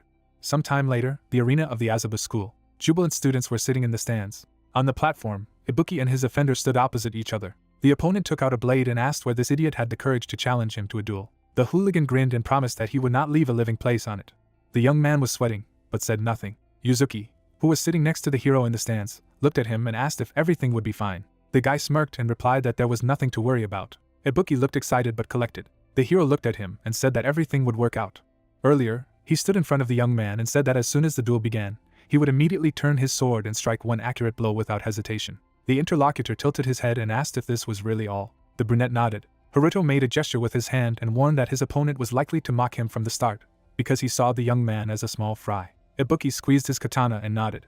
He ran the handle over the handle, listening that if the enemy controlled the situation, he would be frightened and unable to do anything, and so the hooligan thought. The main character looked at the interlocutor and said that this is what they are using in their direction. The student's eyes widened in surprise. Haruto exchanged glances with him and said that he can't miss, he needs to look ahead and just throw a punch. The student looked at the hero in confusion, who stated that this would be enough to win.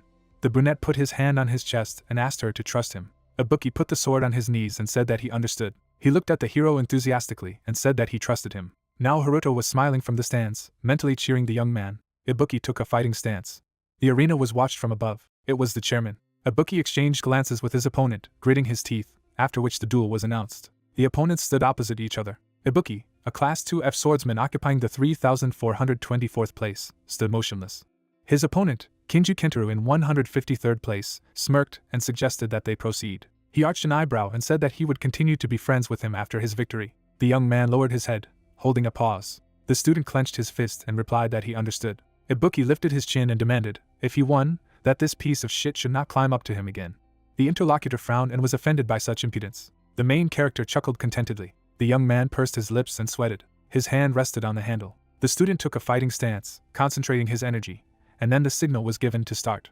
The bully thrust his hand into the subspace. Then he pulled out his blade. Kentaro pointed the gun at the guy. Haruto smiled and muttered that with the two swords technique, this guy was either very good or a complete idiot. The swordsman rushed to attack. Kentaro remembered the main character and noted that, as he said, the opponent immediately rushed to attack as soon as the start of the duel was announced. The young man looked at the enemy and reminded himself not to take his eyes off his opponent under any circumstances. His pupils narrowed. Kentaro grabbed his sword and unleashed his energy. A precise blow sliced through the air in front of him. The opponent stared at him in surprise. Kentaro hurriedly crossed the blades for the block, realizing that he hadn't even seen the movement. Suddenly the blades were cut. A powerful beam threw the enemy back into the wall. Kentaro hit his back and coughed. His friends turned pale in surprise. Nobunaga arched an eyebrow and sighed. Ibuki was breathing heavily as the host declared him the winner. Yuzuki turned to the hero and happily exclaimed that the young man had won. Haruto smirked and replied that he knew it because his sword was magical. The girl opened her mouth and asked. The brunette remembered how he had used the Eye of Time to evaluate the weapon some time ago. An aura emanated from the blade, and the guy guessed that it had a rare effect. Ibuki clutched the weapon in his hands, and the hero noted that, unlike him, the young man possessed magic, but all of it was absorbed by this sword. The katana was very sharp, but it had another special feature: it released all energy at the same time. The young man remembered the apprentice's duel and thought about the fact that he had been carrying this sword for 3 years, but had never fought, so all the power gathered in it was waiting for its exit. The young man sheathed the blade, and Haruto noticed that for some reason he had not been told that he had a magic sword. The brunette smirked and muttered that victory is victory. Ibuki happily ran up to the hero and exclaimed that he had won thanks to him. He smiled and asked what was going on around him after his arrival. The interlocutor grinned and replied that it was all thanks to his own strength, and he decided to tell him about the sword another time. The guy turned around. Haruto put his hands in his pockets and said it was his turn. In the evening, he stood opposite his rival in the arena. The chairman watched carefully from above. Nobunaga scratched his head and warned that he would allow himself not to hold back. He straightened his hair and added that the honor of the Raida faction was at stake. The main character smiled and replied that he would only be glad. Both opponents clenched the hilts of their blades. The students drew their swords and looked at each other. They stood opposite each other, waiting for the signal to start.